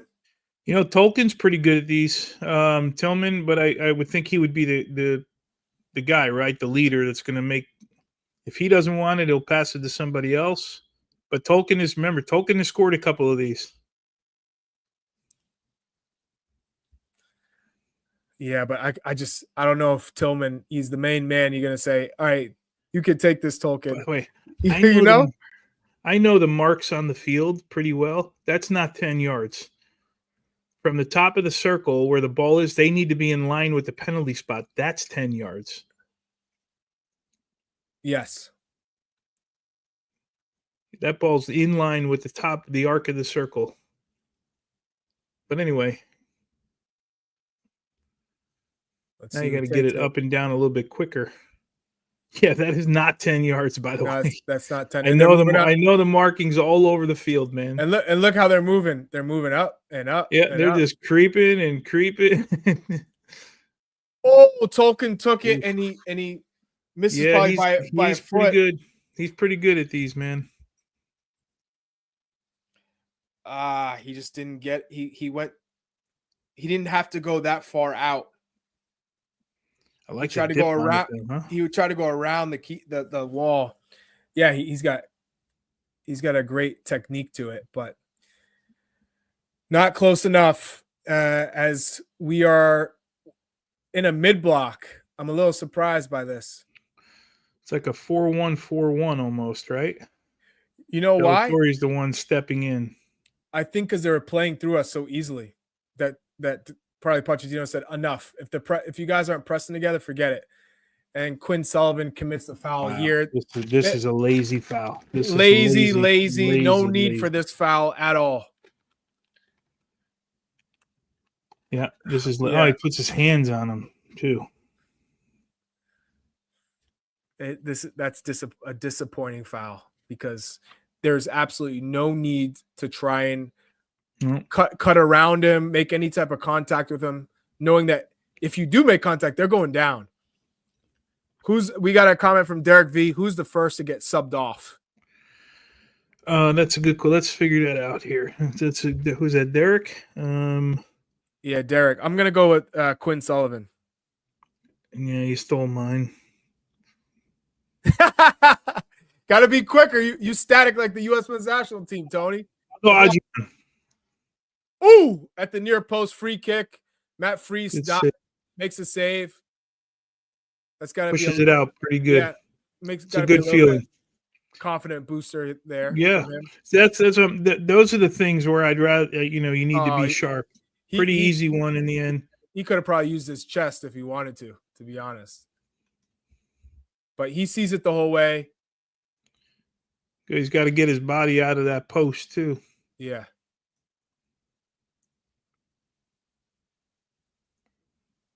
Good touch. Good touch from Freeman. Comes inside. Ooh, Freeze still playing short. Okay, no panic. Dude, he's not bad with his feet. I watch him every week. He made a mistake. I get it, but he's not bad with his feet. It's just the left peg. Yeah, well, they play it on your right then. Play it. Run. You just want to see them in those 1v1 situations on the wide areas. Just get to the end line. Just, and Quinn Sullivan takes a shot that's more like a cross, and it's a goal kick. Hey, so you said Sullivan, right? Who do you put in for him? Yeah, I'm taking Quinn Sullivan out, and I'm going Diego Luna. Easy. I'm going that side, Paxton Aronson, and I'm going on the other side, Diego Luna. I'm taking the two wingers out. Yeah. So who else is coming in with the two wingers? Luna and Paxton Aronson. Oh, Paxton. So Paxton and Luna. Okay. Paxton was more of an attacking player, winger, but this whole season he played as an 8. And he played it extremely well at Utrecht, but he was an 8, so your mindset changes as a player when you're forced to play central, which is good because you got to play in tight spaces. But he operates on the right-hand side. He operates in that channel, on the right-hand side. So this might be okay for him. Yeah. But let's see him, right? I mean, at this point, why wouldn't you see him? I would imagine at 60 minutes we're gonna get some movement here. Agyemang, a couple of good holdups here. He draws a couple fouls. This is a better second half. Yes, definitely a better second half from him. Big body, use your strength, gets tugged down. He's definitely fighting. He's working up there. You can't argue that. He's working. The one thing, defenders probably know whether he plays good or bad. They probably know at the end of the game, center backs, that they were in a game, right? Yeah. Like they're battling all the time, and they got to fight with him all the time because he's got that in him. We got a comment from Mantis QR. We need to use the wings. We don't have natural wingers. Yeah, that's the Mantis. That's that. We've been saying this from the start when they released the roster.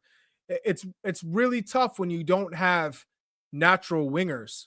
Quinn Sullivan has played on the wing with the Union, but Brendan Aronson as a left winger, I don't think he's ever played left wing. He's played right. He's played central. He's played as a withdrawn striker, but as a winger, natural winger, you're not getting the width and the aggressiveness that is needed, like that you'll get from a Christian Pulisic or a Tim Weah to run in behind, to run at guys 1v1 and get down the line. So that is definitely a factor. And if you don't have those wingers, then you have to have outside backs who will provide that with and attack in the same manner. And we're missing Anthony Robinson and Serginho Dest, of course. So this is a test. I mean, I didn't think Haiti would give us this much of a test, but they are.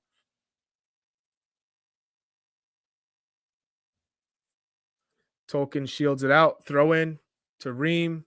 Let's see how quick they can play forward. Haiti's running forward to close down Tyler Adams. I think Haiti's done a good job of trying to take away the U.S.'s central midfielders and not allow them to build in that way, force them to play long or into the channels, because they're okay with that. They think, okay, we know they don't have necessarily real pace out there. We'll deal with the 1-1. And now Richards plays a pass to Ream. It goes right under his foot, and it's a throw in now for Haiti. This is turned sloppy. This is sloppy. You don't want it to get sloppy.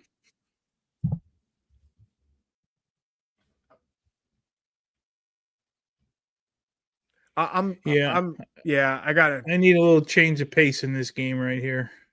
A little higher press. Now the long ball, you got to win it, and you got to win the knockdown too.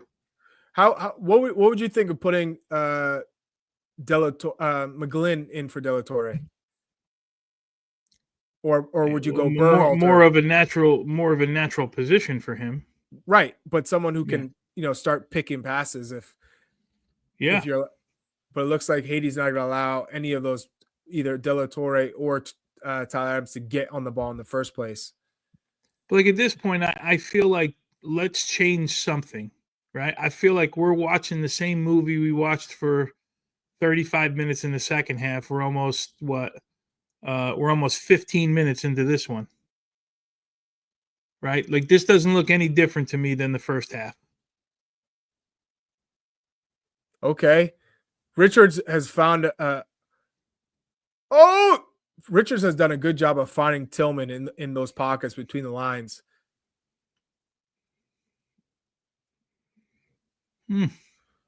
Quinn Sullivan just tried a Rabona. Yeah. The three runners making the same exact run in the box. Instead of dividing that thing, a one ball took all three of those guys. They were all within 4 yards, 5 yards of each other on that cross. How do you feel about a Rabona from a player that hasn't done it yet?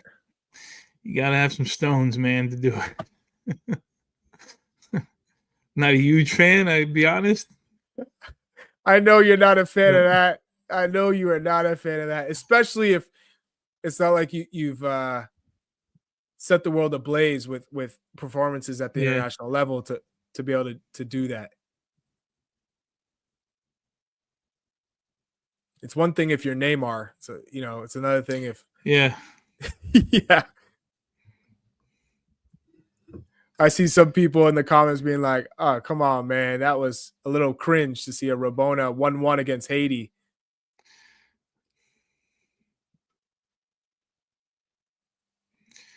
Yeah, I tell you, Haiti is active defensively, huh?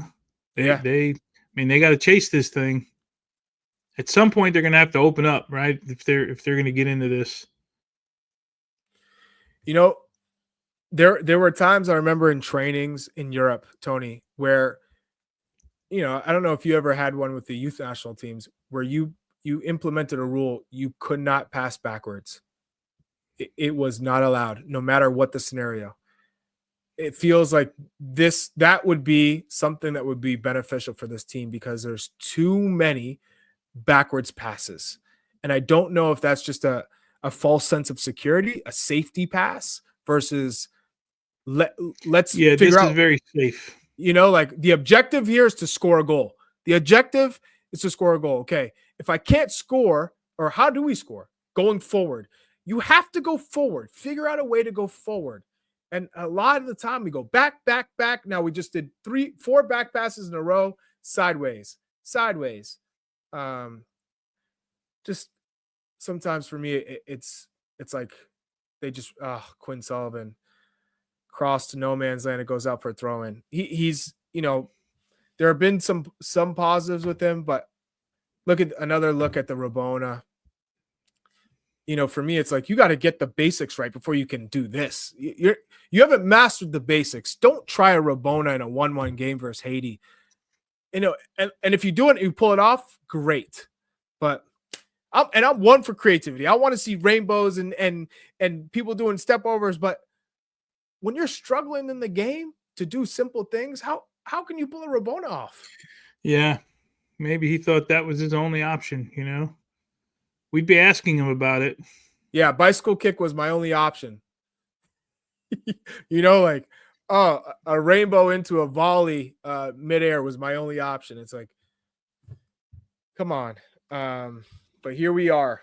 We've reached the 61st minute, and we need to see. Yeah, Chuck, sorry.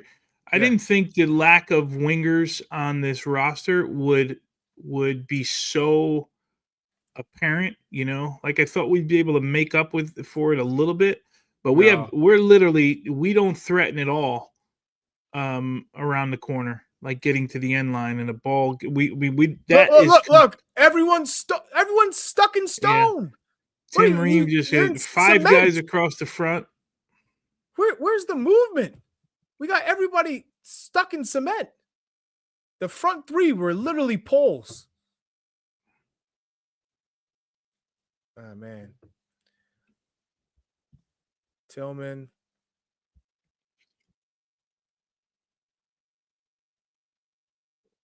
Loss of possession. Haiti go. Foul. Truth is, Brendan Aronson's having a tough game too, man.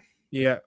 As much again, I told you this months ago. I still think Brendan Aronson is a sub for the U.S. men's national team. Yeah. When guys are tied, that's just I told you this months ago. I still think the same. Yeah, I mean, Luna. I'm looking at the Luna. Yeah, Luna and Paxton are the only guys that could add. Actually, Brian White can add a little different dimension to this. Brian White, for me, only add something if you get him service. He's not getting service right now. But he runs behind people. No, he runs behind people. He moves. Yeah. All right, Tillman, let's see what we got here. See, you have Haiti facing their own back goal, and you got to pull it backwards. Like that infuriates me. So then you pull it backwards to Tillman. They all get set. Instead of just running at the end line, if you can't get to the goal, and playing a dangerous ball across where you have at least 2 runners, a near post and a far post.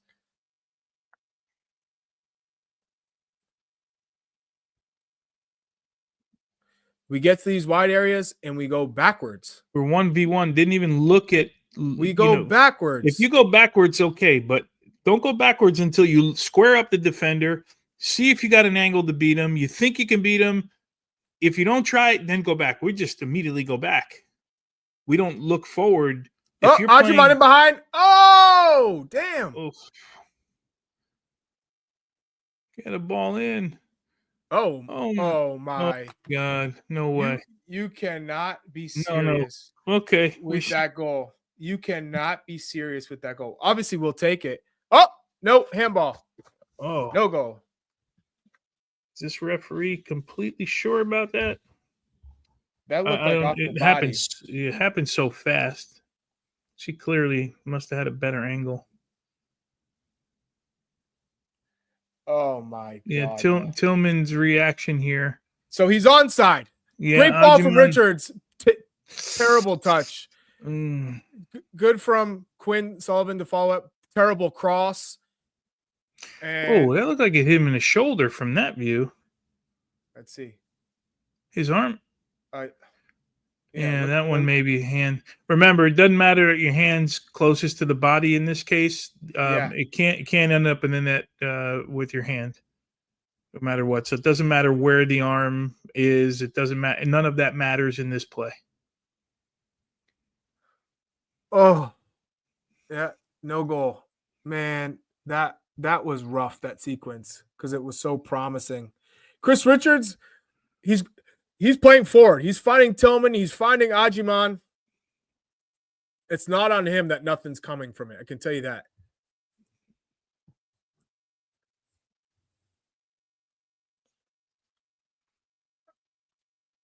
So when is Pochettino going to go to his bench? I don't know why he's taking so long. We're 65 minutes in.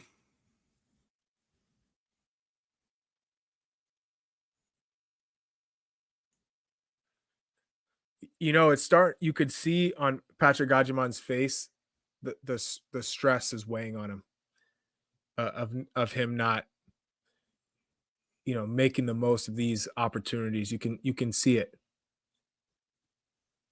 Yep. Freeze to Ream. He plays central to Tyler.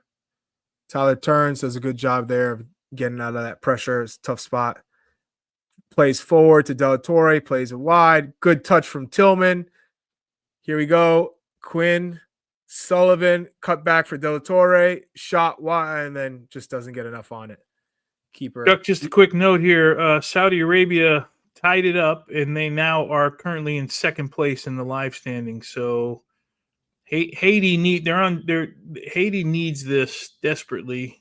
Mm-hmm. They would go with a goal. They would go to 0 goal differential with Saudi Arabia. I don't know what the tiebreakers are in all of this.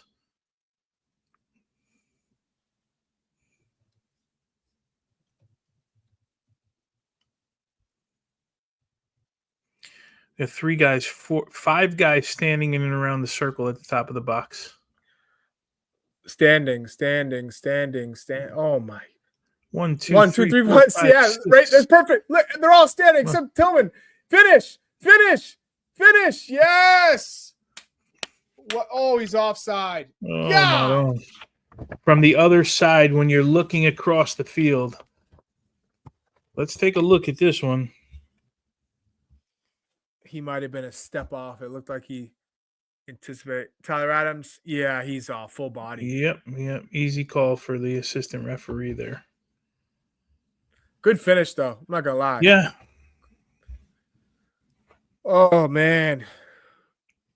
Julio Guzman in the comments. We have 0 in capitalized letters. 1v1 players on the field. 0. Who was it? Who was it? Julio yeah, Guzman. He's right, man. He's absolutely right. Like I said, I didn't think it'd be this. I thought we'd be able to make up a little bit of it. But even like we're trying to do it with our left back when Arston was in. Yeah. It looks like Luna and McGlynn are getting ready to come in. So that's a good sign. The 2 wingers. Well, McGlynn's, I know he's been playing wing, but he's not a winger.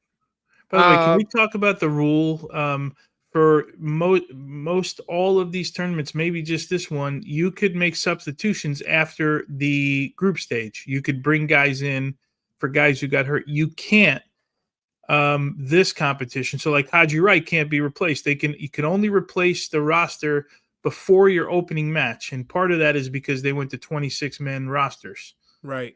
So when it was 23, you could conceivably they could have brought somebody in for Haji Wright who's now done in the tournament. And they can't do that now. Andrew Sweeney said Tony with the jokes. What did I say? I don't know. I don't know either. I'm delirious watching this game right now. This is like yeah. I just wish we'd pick the game, the pace of the game up. Take some chances. Agyemang, good hold up play, and Aronson gets tackled, and it's out for a goal kick, they're saying. Oh, they call it a goal kick. Yeah. She corrected. Corner. All right. Good job, ref. Yes. Good job. This is, I mean, does this game sum up, Tony, where we are at the moment where this group is? I wouldn't say this is where we are. Yeah. But this group, because Aronson, we have the big win against Trinidad, right? And then a tough, would you say lackluster win against Saudi Arabia, 1-0, and here we are now 1-1 with Haiti. Obviously, the self-inflicted goal. Quinn Sullivan comes off, like we said. Diego Luna comes on, and Brendan Aronson off, and McGlynn on as a winger. So those are the two wingers, Diego Luna and McGlynn. We know the energy Luna brings. Already trying to make something happen, wins a corner. Look, I'd love to take like a lot of credit for calling these two subs, but there were no other options, man. We didn't really have to stretch too much to think about these. Here's McGlynn, get a good service in.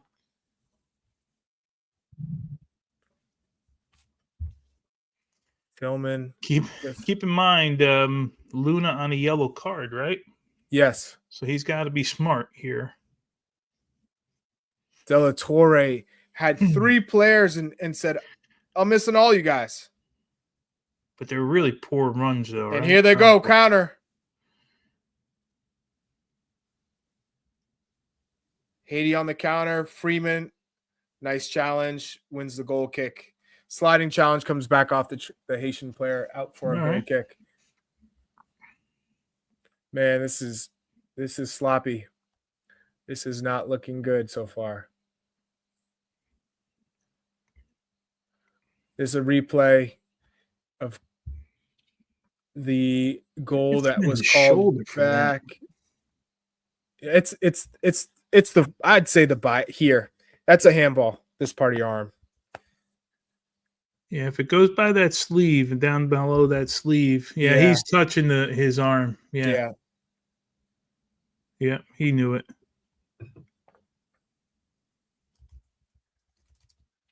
Who else can they bring in the game at this moment? Can we see a Max Arfson?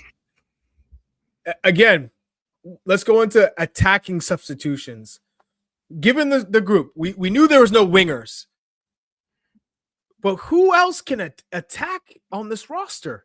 I mean, I know Brian White's a goal scorer, but he's not a chance creator. He's not someone who's running at players one-on-one. He's getting on the end of things, and that's needed too. But at the same time, we keep going on about 1v1 players or taking on your player, taking the chance.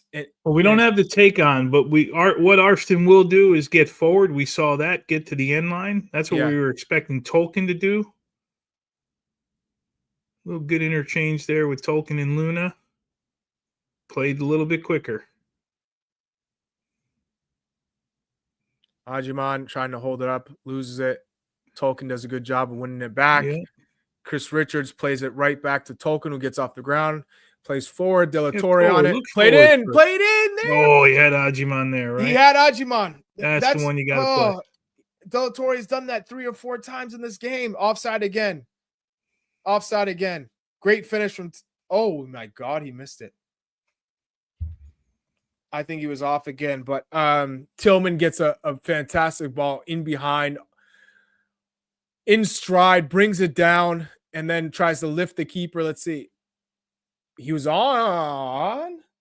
He's off. I think he's off-ish. Tyler Adams plays him into space. Fantastic to get it down, but he's off by a foot, half a foot, 6 inches. And that could have been the game winner. Haiti again getting into the attacking third. All right, Freeze, let's go. Get the tempo, move people up.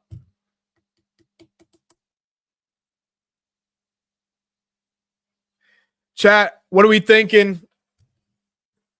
How are we feeling about each player? Who's caught your eye? Who's not doing enough? Where do you sit on? Agyemang gets around him. Finish. Onside? Is it onside? Yes, sir. There it is. You get the big smile from Big Pat. Patrick Agyemang rounds the keeper, makes it 2-1 for the U.S. men's national team. I want to double check to make sure this is onside because I don't know. Yeah, I think this one looked onside. His celebration was a little muted. I thought it would be a little bit more given the stress. You see the goalkeeper is still looking at the AR saying, hey, he was off. Let's get a second look. Tolkien. Oh, that is tight. That is tight. Tolkien plays it in behind for Patrion, rounds the keeper. Great ball. And just passes it in. A nice finish. Calm, cool, collected, doesn't rush. Just rolls it right into the back of the net. This one is tight, though. I can tell you that. If he's on, he's on by a whisker. This is almost the same ball that Della Torre had, a little bit closer, but Della Torre had the same type of ball on that he didn't play just before. So Agyemang persistent with the run, right? Keep trying to get behind. Keep trying to get behind. If at first you don't succeed, try again. And here we go. Patrick Agyemang gets his 5th international goal in 9 appearances for the U.S. men's national team. Big 2-1 goal. And, you know, say what you want about the first 74 minutes of this game, right? Of what he's been able to do. But you're always graded on that finish, getting on the score sheet. And it's usually the goal is that, you know, win you games, get you points. And here he is, repaying the faith shown in him by Pochettino to get on the score sheet.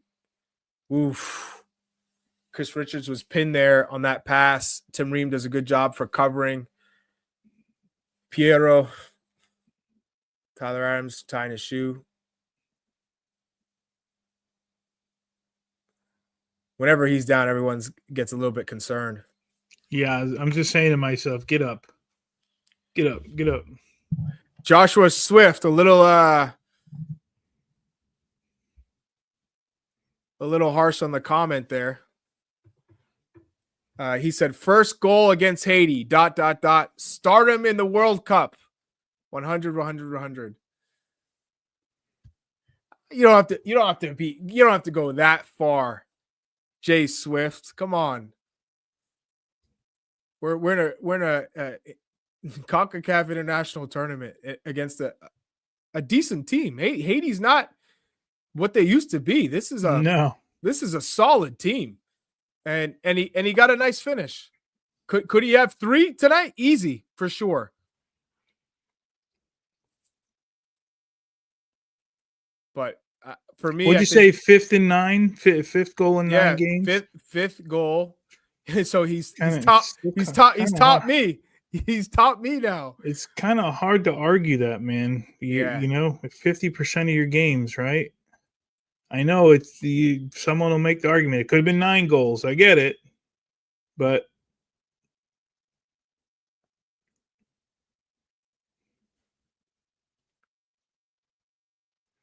and then we got MW72 again. Sargent has how many goals for the U.S. men's national team? ? I know he hasn't scored in 5 years. Good from Fries to come out on that long ball. He took some contact from Providence there. Come on, man. This is easy.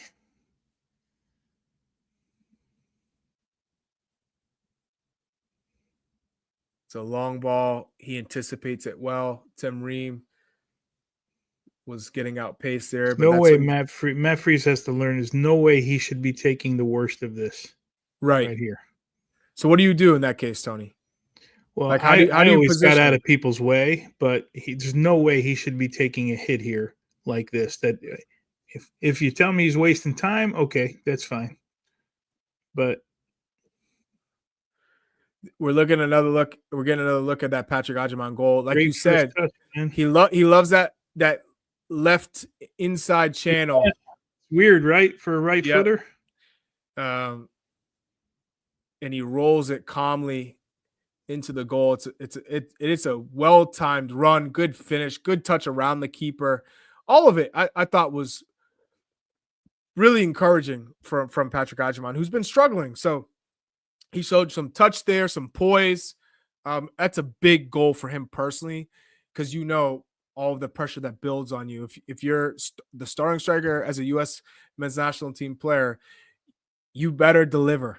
Otherwise, you're going to hear it from the fans, from the pundits, former players, all the above, constantly telling you you're not good enough or you're not clinical enough. And I love to see players get through it, push through that. Because he, like you said, you want to see resilience in the game.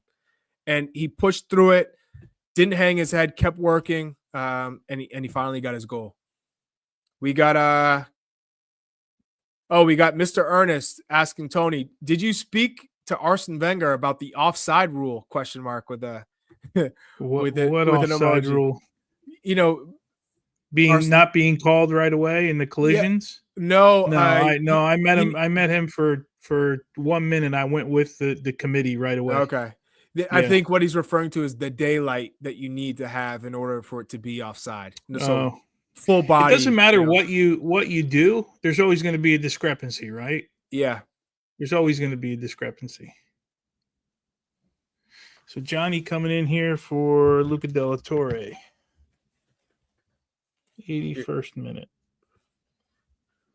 What do you think? Cardoso is just not training well, and that's why he's not getting these minutes, because he's quote unquote healthy and he's been healthy. I know he's disappointing in the last match for sure. Agyemang out too for, I guess, Brian White. Yeah. I got a question from Gunny D. Charlie, what coaching is reasonably possible for Agy at this stage? Well, there's a lot, because Agy's a late bloomer. Don't forget that he started much later than your typical professional around the world. Even as an American, typically, you're getting minutes when you're 18, 19. He went to college and, he transferred in college and it was at URI. I don't think he really got proper playing time till he was 23 at Charlotte. So right now for me, if I'm coaching Agyemang, it's again just sharpening the timing of my runs, knowing when to check to use my body, when to run in behind, when to play off the back shoulder, anticipating my teammates, their tendencies, also getting on how to win them over, to say, so Luca de la Torre always plays that ball, that he's not looking you off. You make a good run, the timing's there, the ball doesn't come. You may get that in the second half when maybe you have a lead and whoever is the midfield general. If you're like during my time, if I'm playing with Michael Bradley or maybe Clint's on the ball or Landon checks in or, Benny Philarbor, Ricardo Clark, whoever, and they look at you and they go, oh, we got the lead. Do I need to play that ball? I know Charlie could probably get there, but we've been running, we've been pressing. Do we want to push everybody forward again and get, guys are tired, so they may check you off. But initially, I had to wait for that moment that everyone then realizes, hey, if I play in a space, he's always going to get there. And that's going to relieve the pressure off us. And then we can have the ball up higher up the pitch. And we need to reestablish some sort of attacking possession. So getting Patrick Agyemang to understand that. And then what do you do with that once that ball does come? Are you going to goal? Are you trying to hold it up right away? How are you making the defender, anticipate that you're going to the goal, or have him think that you're going to hold it up and then turn them? So keeping that unpredictability sharp. And then again, we're constant finishing for Patrick Agyemang, both right foot, left foot. And, one of the best tools that I received, Tony, I'm sure you had some sort of mentor at some stage of your career say, hey, do this for 10 or 15 minutes every day after practice or before practice. It's going to make a difference. I had a captain in Sweden when I played for Hammarby, Mikael Jensen. He said, Charlie, you do a great job of generating chances, but your end product is rubbish. It's not consistent. I was like, damn, it's like that? Okay, he said 15 minutes. You knew the butt was coming. Charlie, great butt. He said, hey, here's 2 ball bags. He dropped them after practice. He said, I want you to go from the corner of the 6 and finish the opposite 6 driven. Then same thing, placing, swap sides, left foot. Every practice, before and after, do that. 15 minutes. I did that, and sure enough, I scored a hat trick at the end of that season for my first league goals of the season. So, how about that turn from Luna? Oof. Oh, great from Luna. That's what I'm talking about. But Agyemang just gives you something different than a lot of the other player profiles, and that's why you could see Pochettino believes in him. He's seeing, I think he's testing to see how much he can take in, how quickly can he adapt? How quickly can he evolve as a striker? Because if he does get there, he will be a problem at the World Cup for sure. Coming off the bench, especially a good change of pace with Balogun and Pepe. Maybe he has to play with them. But yeah, travel gamer K Popper. Aji is a good example that it's never too late to go pro and do really well. 100%. 100%. Yeah, I don't think anyone thinks there's nothing, like he's got a sharp in every part of his game. Yeah. But I think we can all agree that he's a handful, and that's why Pochettino's going to give him this time. And quite honestly, we may have seen a change had Haji Wright been available, had Damian Downs been available, but this is what happens in tournaments. You lose players, and again, they can't bring anybody else in at this point. They're not, by the rules, which I think are kind of silly, they can no longer bring them in at this stage. So this is what you got. So for for Agyemang, good ball played to the back post. Yes. For Agyemang, this could work out really, really well. He's going to get a lot more minutes than maybe he would have. But as far as working on things, you can work on everything.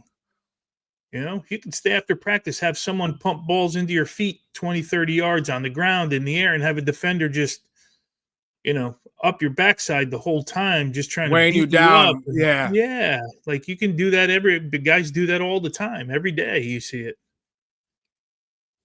What we're talking, there's no secret to Agyemang. Chris Richards was there. Got to put that on target. I mean, what do you really think the conversation is with Pochettino and his staff, and with Pochettino and his staff with Agyemang? It's the same conversation. Hey, Pat, you got some tools. Let's work on them, right? Basically, you got tools. You got things that we can't teach you. His size, his strength, we can't teach you that. Tyler Adams coming off now.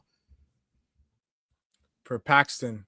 And again, we talked about Paxton playing a deeper role. Here it is. Because remember when he came in, he was playing in an advanced role. I think it was one of the friendlies. Can't remember which one it was. Does he move McGlynn in there? Maybe put Paxton higher, or no? Or did he go for let's see here. Ronnie, he can get much better, significantly better. Can he be Haaland? Yeah. No. Can he be Erling Haaland? No, but he can get significantly better. There's something to say for a player who's been late in getting found and developing. He's had a rapid rise. Think about how fast he's come from, we're talking URI college, to Charlotte, to being a starter at Charlotte. He wasn't a starter at Charlotte, getting a starter, and now at the USMNT national team. Now you're playing against international quality. I'll tell you right now, it brings something different out of you. Not only what you're seeing and feeling and playing with the U.S. players and the players you're playing against, but it's this urge of, I can get there. And you have a new sense of value on work ethic and this drive. And you're playing for a World Cup. He can certainly improve to be an asset for the USMNT national team. Does that mean he can be a starter? Does that mean he can be world's best 11? Probably not. But is this someone who can make a difference? Yeah, why not? I mean, look at the depth chart right now. What do people expect him to do? Like, you go out every day, you go bust your ass every day, and you try and get better. That's it. And in the end, if the coach thinks it's good enough, what are we in? So a year. Well, we're a year out. That's right. A year from now, then he's going to pick you. If he thinks you add some value to the team, he's going to pick you. But Agyemang's his job is to go get better every single day. So it looks like we're in a 4-4-2 here, Charlie, with Paxton Aronson up top with Brian White. Wow. Correct me if I'm wrong here.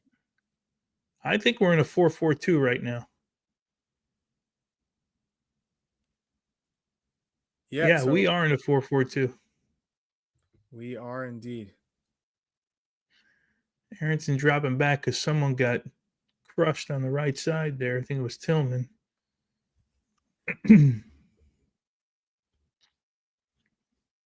So we went 4-4-2 with Aronson. he went up the field.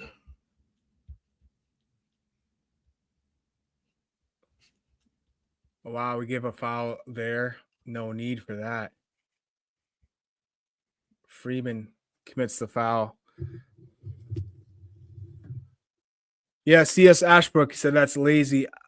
I don't know if that was lazy. I just think that was, one of those tackles where the IQ needs to come up because you don't need to lunge in there.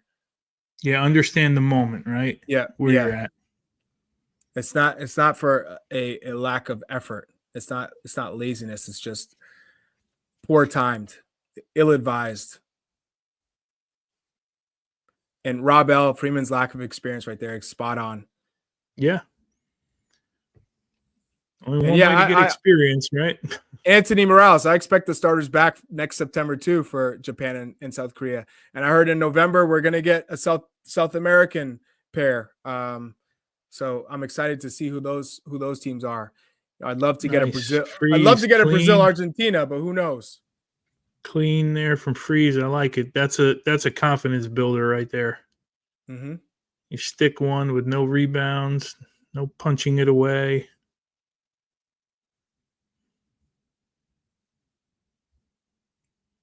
Win the second ball. Good from Paxton.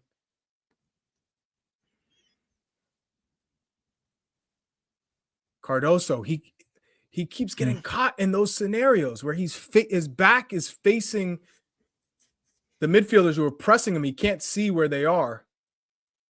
Ooh. I like it, Paxton. Yeah. Tries to lob the keeper. Yeah, not bad.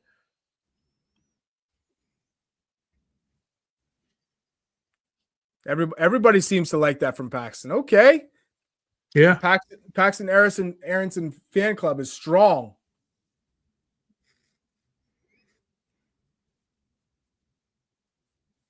And now Haiti slow in the buildup. The U.S. are organized, kind of sitting off the Haitians. They're going side to side now. They're taking too much time up of this added 5 minutes.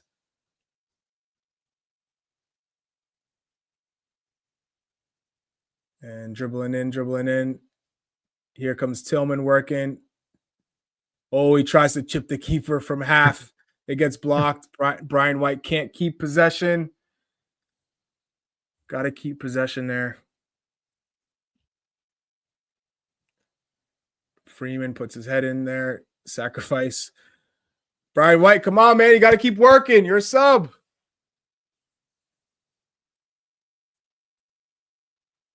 Luna, Tolkien combining to put it out.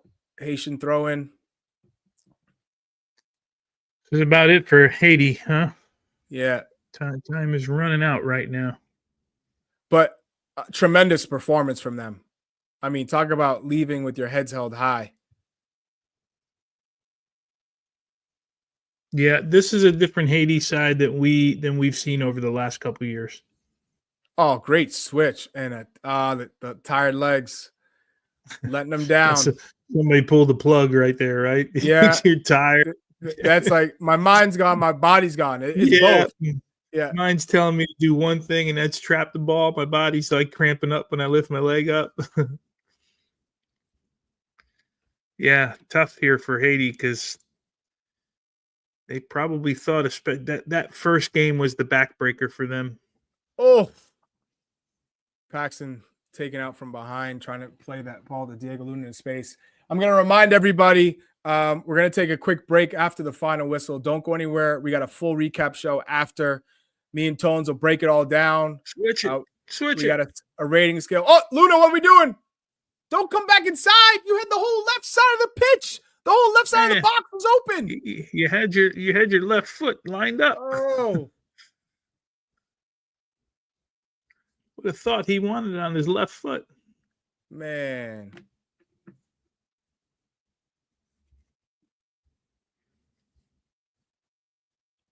Paxton, good run. Checks your shoulder, good hold up. Oh, you got to keep that. That's not his game anyways, running into the channel with hold up play.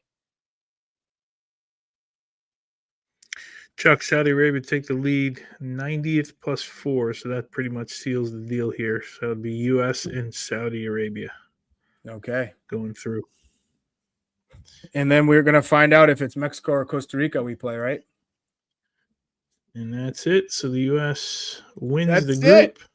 U.S. wins Saudi- the group.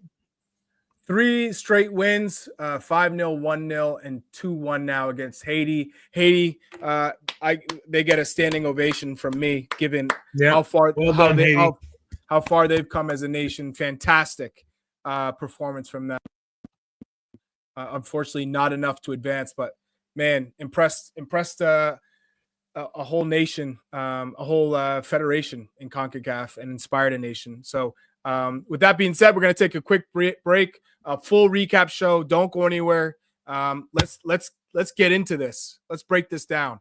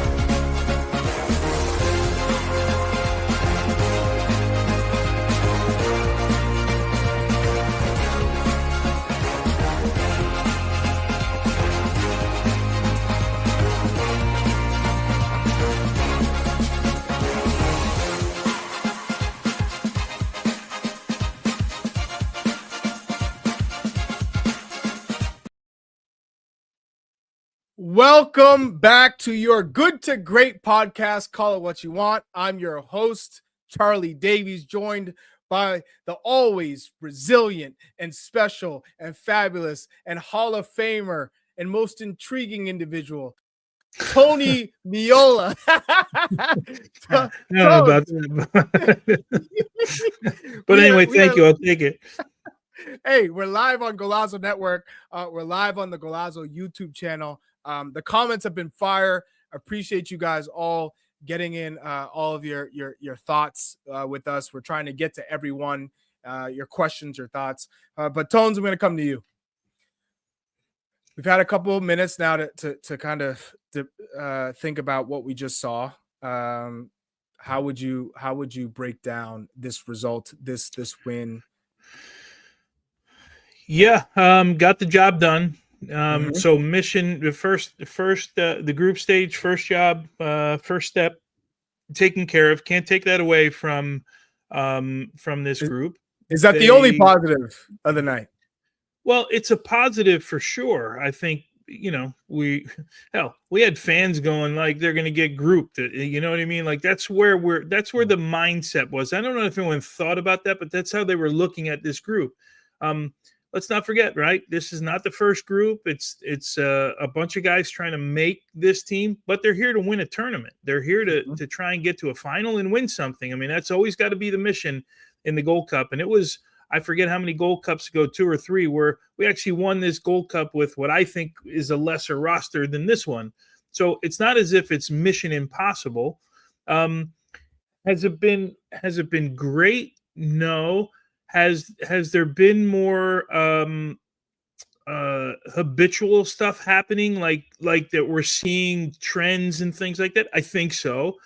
Yeah, we're lacking speed on the outside. We're lacking true wingers, which again, I said during the game that I didn't think it was going to hurt us this much, but it does hurt us. But we found ways now to win 3 games. What did we score? 8 goals. You were reading the numbers off before, and I think this was the only one we gave up. So yeah, I mean, there's still some positives to look at. You can't make the argument that, like, I see people, oh, this team will never be able to compete, but then you go 3 games and you don't give them any credit for it. Like, okay, you think they stink, but they just won 3 games stinking, if you will, right? Like, you can't have it both ways. For Pochettino, I think he's had a clear look at a bunch of guys. I think we're getting the sense, and again, we didn't talk to him, we're getting the sense, though, he wants a guy like Agyemang. He wants a guy like Freeman. He wants a guy like even a Sebastian Berhalter, who doesn't play tonight, who was on a yellow card. Maybe that's why. I think we're going to get a better sense, Charlie, of who his guys are for this camp in this next game, right? With this next lineup. Right. So when I'm looking at this group now, because we can finally say we've wrapped up group phase play, Pochettino primarily stuck with a starting 11 that he felt most confident in, or I don't know if he thought, all right, this is my first choice. I'm going with them based off of training or based off of performances. But tonight he made 4 changes. I see one of the comments from Martin O'Malley. He said, good first round, good roster, good coaching. I think we've all been, I would say we've done a pretty good job of analyzing Pochettino's decision-making, whether it's roster selections, whether it's tactics, whether it's substitutions, the identity. We've been critical at times, and I think that's well-deserved given the expectations with that Pochettino brings coming into this job, that it wasn't always going to say, no matter what happens, he's off the clock because it's Pochettino. Like he doesn't have to be ever judged for how this team plays, right? So in saying that, do you think that he did do a good job, the best job that we've seen so far in terms of setting up the team, of coaching, of substitutions, of tactics? Well, I mean, we're looking at this as, I hate saying B team or C team, but I think that the listeners and the viewers know, right, what we're talking about. We're looking at this is not our first team, and we're complaining about the fact that we have no wingers, and we got guys that are hurt that we can't replace now. We have one guy basically that he's playing as the number 9, and he did all of this, and we scored 8 with all of these negatives, and we scored 8 goals and gave up 1. Like, you got to give credit someplace. Yep. Right. Like, you can't just, everything just can't be a negative because you're down on the national team. Yeah. Should we have a standard? My standard for the Gold Cup, I said this in the beginning. I said this when this competition came out. My standard for the Gold Cup is always to win the Gold Cup. Right. And that's it. It always has been. Yeah, it's never changed. That doesn't mean we don't analyze the game or we talk about players. My standard is we're here to win the Gold Cup. That's what I want to see from this team. For me, anything short of winning the Gold Cup, I would look at as a failure in this thing. But in potentially failing to do that, there are going to be some wins in this thing. I still think Sebastian Berhalter is a positive right now for this group. I'm going to guess we're going to find out he didn't play because he's on the yellow card. I think we're going to get a real idea of these. Look, we know he likes Tillman. We know he likes Ream. He likes Richards. He likes Matt Freese, Malik Tillman. It's these other guys I want to get a feel for. Who does Pochettino like? Is it Luca Del Torre? Is it Johnny? Or is it Sebastian Berhalter? I think that's a big decision. Is it Arston or is it John Tolkien now? I think that's a big decision. I'm guessing Freeman is gonna run this thing out, right? Is gonna be the guy on the right side. Okay, is it Jack McGlynn? Is it Quinn Sullivan? Is it Diego Luna? Is it Brendan Aronson? Like, I think we're gonna get some ideas when we see the starting lineup.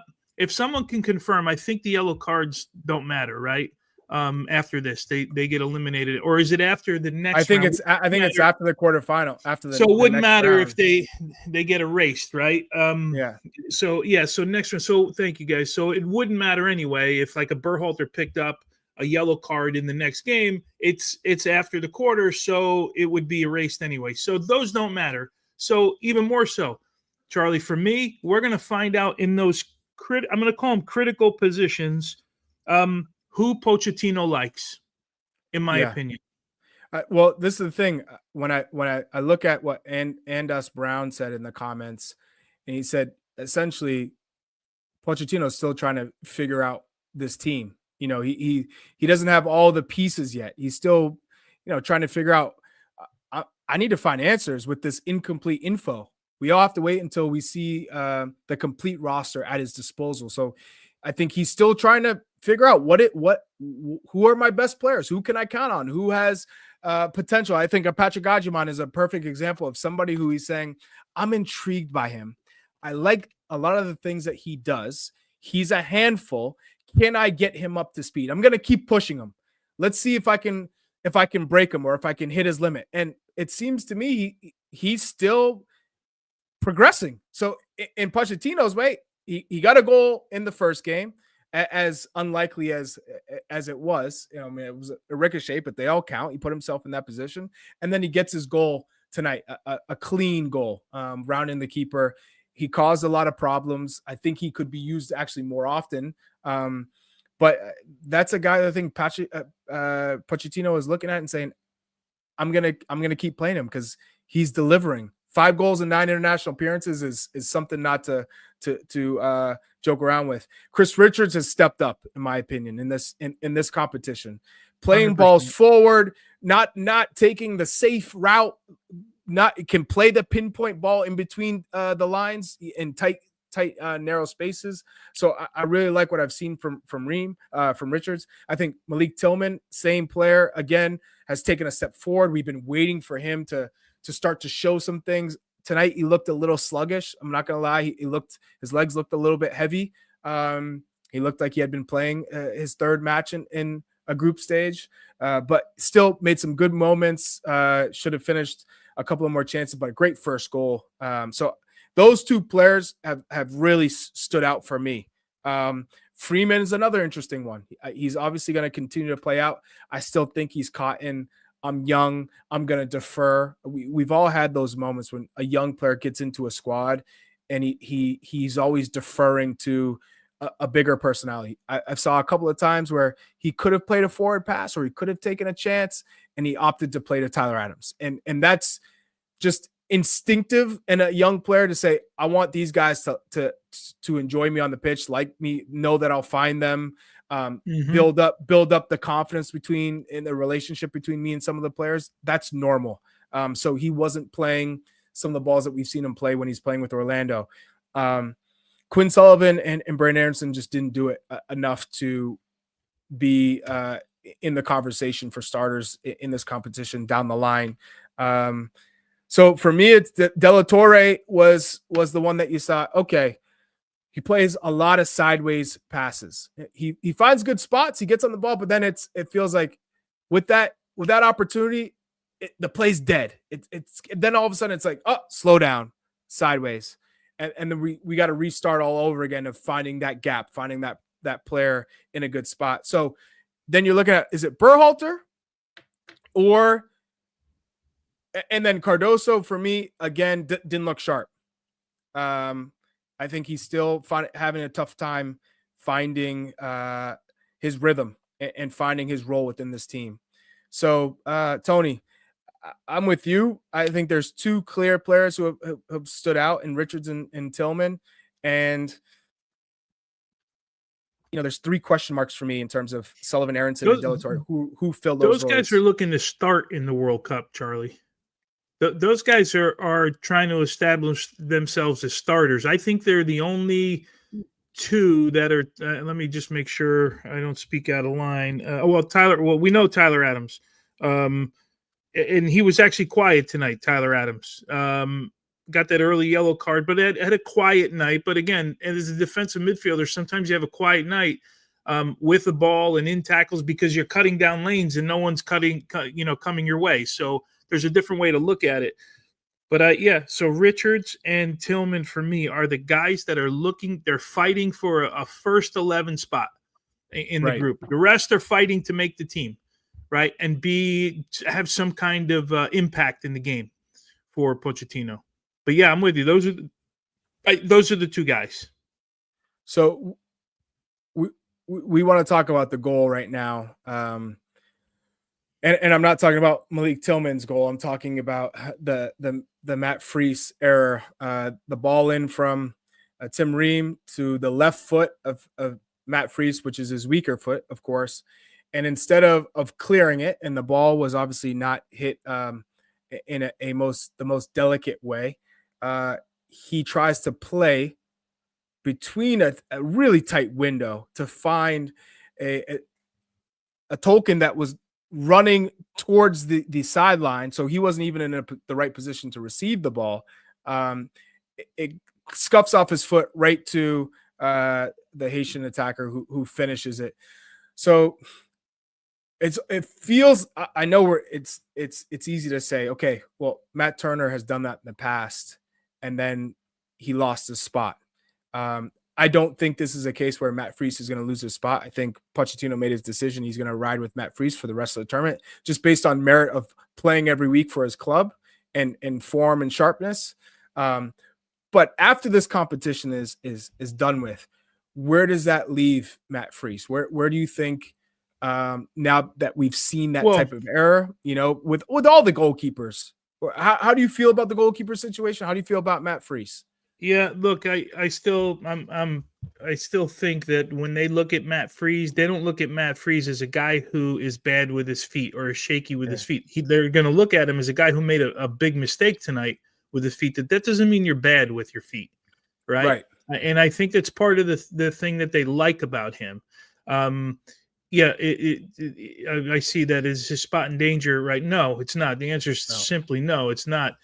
They've made the decision. Pochettino talked about it. He told us in the press conference, he had a conversation with Matt Turner. He wasn't happy about it, but he needs to be playing. And we're not seeing training every day, but I don't think his spot is in question. I already wrote my lineup down. I have one when we get to it. I have one question mark in the lineup, and I'll throw it at you after. But as far as Matt Freese, to answer the question, simply for me, no. Simple as that. He's set in stone in terms of best 11 for the rest of the way. Well, think about it, Charlie. Are you going to put Matt Turner in right now? No. This game? You've told us with your decision that he's not the number one guy. Now you told this other guy that he's your number one guy for the competition, and he makes one mistake, a big mistake. I get it, but he makes a mistake, and now you're going to put him on the bench. Right. So you got a guy who's not confident, clearly, that's already been benched, who's ticked off, not playing well, and then you're going to kill the confidence of the guy that you just told, no, this is the time you, just like Mauricio Pochettino showed Matt Turner confidence after Panama, right? After giving up the goal against Panama, he's going to show Matt Freese, in my opinion, confidence now, right? Yeah. Okay. Yeah. You can't look, Matt, you can't do it. Charlie, you can't miss that goal, but you're my guy, right? Next time you got to go score it. 100%, Tony. And I think of players like Alisson and Ederson who make these mistakes too. I mean, we've seen the best keepers 100%. in the world, right? But they are also proven, right, at the highest level. Turner Freeze is not proven yet. Obviously, he's on his way to trying to make that happen.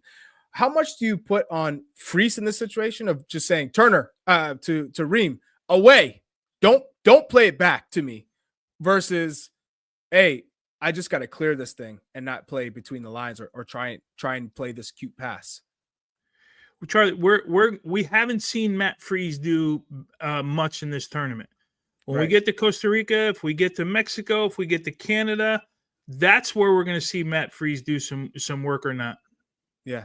I'm just saying, if I'm a keeper, I'm saying away. Don't even, from that distance, don't try and put me under fire, but hey, that's they'll have that discussion. They'll talk about that. We got to take a quick break. When we come back, we got our player tiers, we got our rankings. Don't go anywhere. You can see if we agree with what we have coming for you guys. Some red dots, some bad to average, some average to goods coming your way. I don't think we're gonna see any green dots, but don't go anywhere.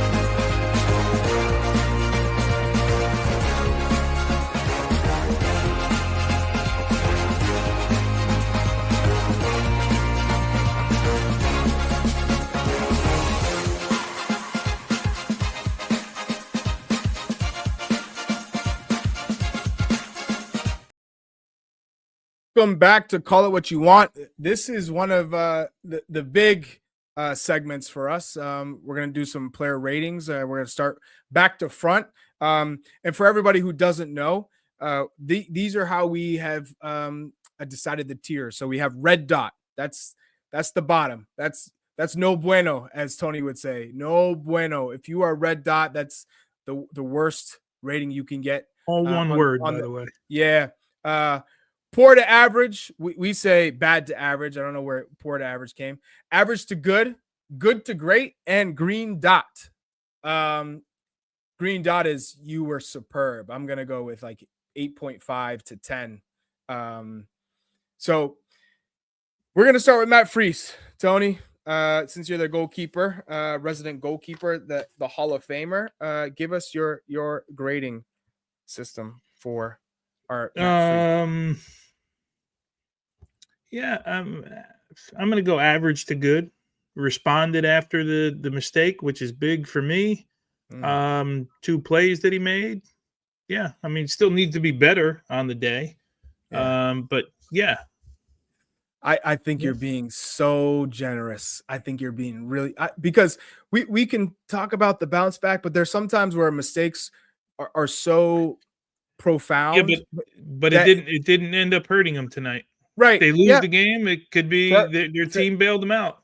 Fair point. I still think poor to average, as in he could still be average, but he's on the lower side given because average to good means he was here to there. I think he was maybe closer to average, but yeah, I look at his reaction more. You guys are gonna focus in on one thing. Well, I'll be interested to see then how you go. I won't tell you, but when you get there, I'll see how you rate one thing. Okay, go ahead. I like that. Okay, so we're going with Freeze average. Who's next? All right, Alex Freeman at right back. Tones. I'm gonna say average. Duels were good. Average to good. Average to good for me for Alex Freeman. Yeah, I don't remember. Did he make a mistake tonight at all? I can't remember a mistake. No. I can't. I mean, I'm sure there's one in there somewhere, but not that one that sticks out. That's for sure. Just the foul. You know, when you're talking about foul at the top of the box, at the end, against the Holland, a Brazil and Argentina. Look, that's costly, right? France. Boy, if you guys are going to judge like that, then we may as well put everybody a red dot if that's what it is. I mean, I'm just throwing out. You're asking. I know. I see some of the comments. I'm like, you're asking for perfection at that point for every play in the game. It's not what the sport is. The sport is a turnover sport, and it's a turnover sport, and that's what happens. It's a transition sport, back and forth. Ball turns over, 100 times a game. But yeah. All right. I'm good with average to good there. Give me Chris Richards. I liked his passing tonight. I like the fact that he split a couple people. I'm trying to get the first 2 games out of my head and rate him just on this game. I mean, I hate the fact that it's good to great because I don't think it was great from him, but that's where I have to put him. I have to put him above the 2 guys that average to good. Sure. For sure, it's good to great. No doubt. Yeah. The only thing that was preventing him from green dot is some of the set pieces that we saw him get on the end of. He didn't even put them on goal. Those are right. That's where I'm judging Chris Richards. Big step forward with his distribution. I loved what I saw from him and finding the feet of players between the lines, breaking, a line of 4 players with 1 pass. Absolutely loved it. But then it's like, don't forget how you got on the score sheet in that second game against Saudi Arabia, capitalizing on those set pieces. A couple of corner kicks found his head and he wasn't able to put it on goal or make the most of it. So good to great feels good with him. Tim Ream. I got to put him in the same category as Chris Richards, I think. I'm trying to think of I'm going average to good there. How? Like, for what? He did the same exact thing Chris Richards did tonight. The play to Matt Freese, the pass to Matt Freese, there were a couple of times where he was beat. He lost possession. You know what? Yeah, you sold me. Average to good, the play. I don't like to butt that ball back to the goalkeeper. Yeah, average to good. Average to good. Okay. John Tolkien. I mean, poor to average. Yep. Yeah, I don't. That's where Matt Freese should have been, but okay, it's fine. We'll leave him there. Goalkeeper. All right, so now we're gonna go Tyler You're asking Adams. me the questions. No, I'm just asking. Matt Freese where you want. Hey, no. Tyler Adams.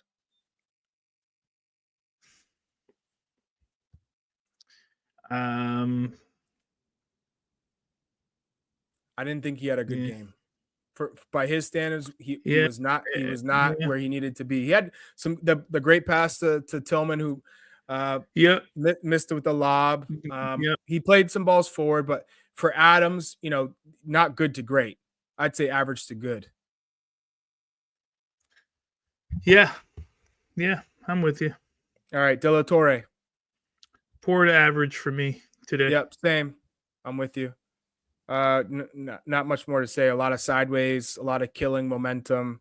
Lost the ball a couple times. Okay, let's go right to Quinn Sullivan. Poor to average. Yep. He was teetering with red dot, but poor to average is where he'll go. Malik Tillman. Malik Tillman's with Chris Richards for me. Yep. Yeah. With you. We're finally starting to get somebody told us on the show, like he was like its personality has to grow into the team and all of that. I forget who it was, but he was, we're seeing it. We're going to go right to Brennan Aronson. Poor to average. Spot on with you there. Not a good night from him. Nearly red dot given what he can do as well. All right, Patrick Agyemang. Go ahead, Charlie. What do you got? Good to great. Got the game winner. Stuck with it.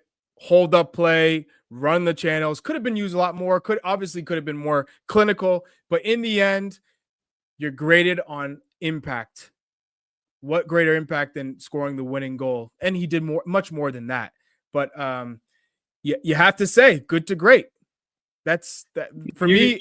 There are a lot more positives in his game than negatives today. And this you feel this way about him than the same way I feel about goalkeepers, right? And how you react. Yeah. That's kind of why I let you have this one. I be honest, I would put him here too. Probably more average to good than good to great, right? Yeah. But here's my point for if you told me we're playing, we think we're playing Costa Rica. It doesn't matter. Next round, if I told you we're gonna win the game 1-0. Yep.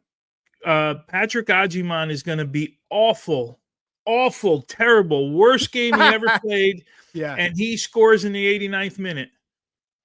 Right? Would you take it? Average to good. No, would you take it though? Yeah, I'd take it. Of course you would. You'd because be a fool that's not to take it. Yeah, right. So it's a tricky position. I know we want to bash him for his deficiencies, but let's also give him credit for what he does. I'm gonna be honest. I have a soft spot for him, and I would I say he played fantastic? No. I don't think he did at all, but he made a lot of positives. And I think similar to what you feel about Freeze, although he didn't make an error that led to something, or there wasn't like a big negative aspect of well, he missed the breakaway that if he scores the breakaway early in the game, the whole game can change, right? So yeah. But he's a handful, man. Yeah. He causes a lot of problems. And so I think given that he's closer to good. The dungeon went out in here, I think. Oh, there you go. The dungeon. I don't know if you saw the lights go out. he's closer to good, but I'm given his work ethic and scoring the game winner. I'm going good to great. I just want to put him in that positive light. Okay, we going Diego Luna off the bench. Tough. The guys off the bench, although he was a bit of a spark for them. Came in. A little bit of energy. I'm going to go average to good. Okay. I think he found it tough to find the game. I would, if you said poor to average, I would have said fine too. But he's trying at least. Then we're going Jack McGlynn. There's really no rating. Where do we go for the no rating? It's none of them for me. Like I can't put him anywhere. There was nothing that happened in the game. He didn't do anything that changed the game though. And as a substitute, you gotta your sole role is to change. Just leave him down there. Leave him down there. Yeah. If you have to put him, I'm gonna put him poor to average. So let me be the one. I'm with that. Poor to average. Okay. Cardoso.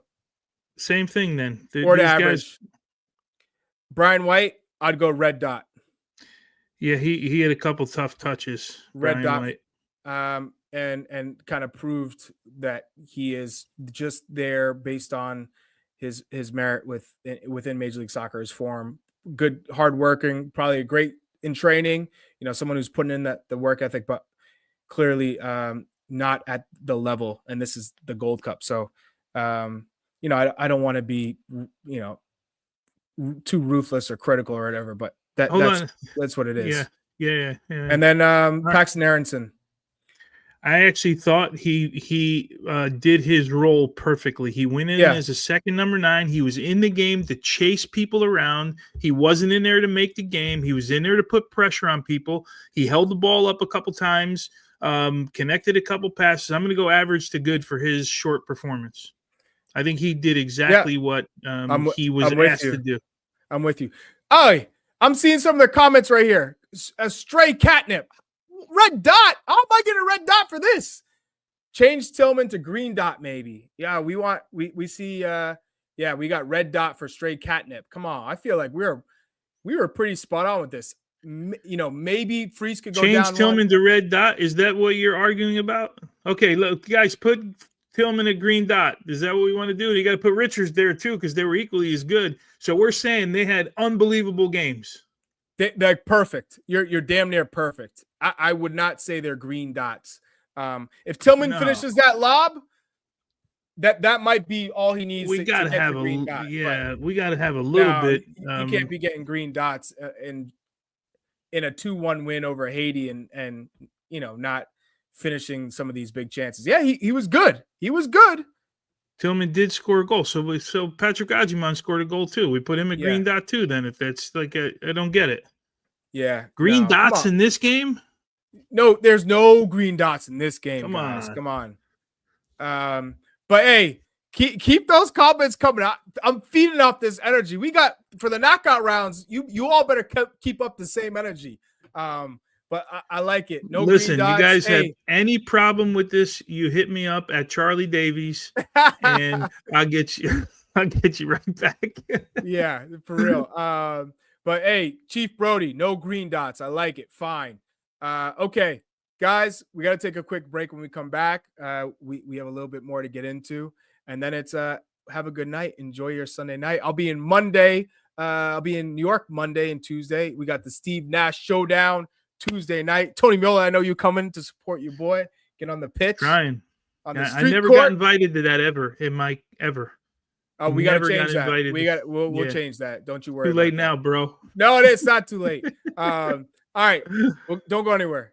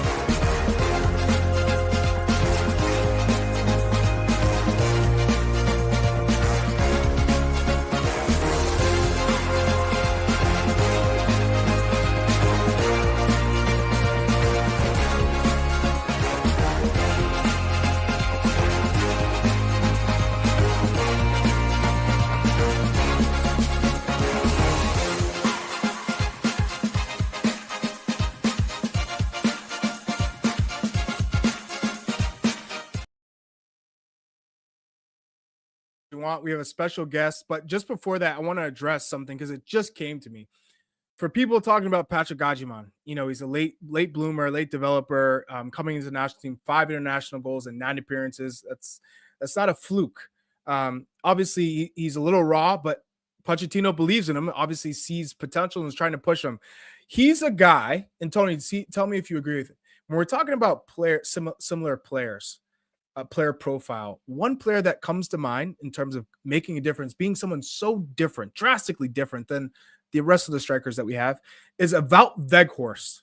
Tell me that's not a great comparison of someone who comes in the 78th minute. We're talking about, this is obviously a little bit higher level, but and we're trying to compare a player that he could be like.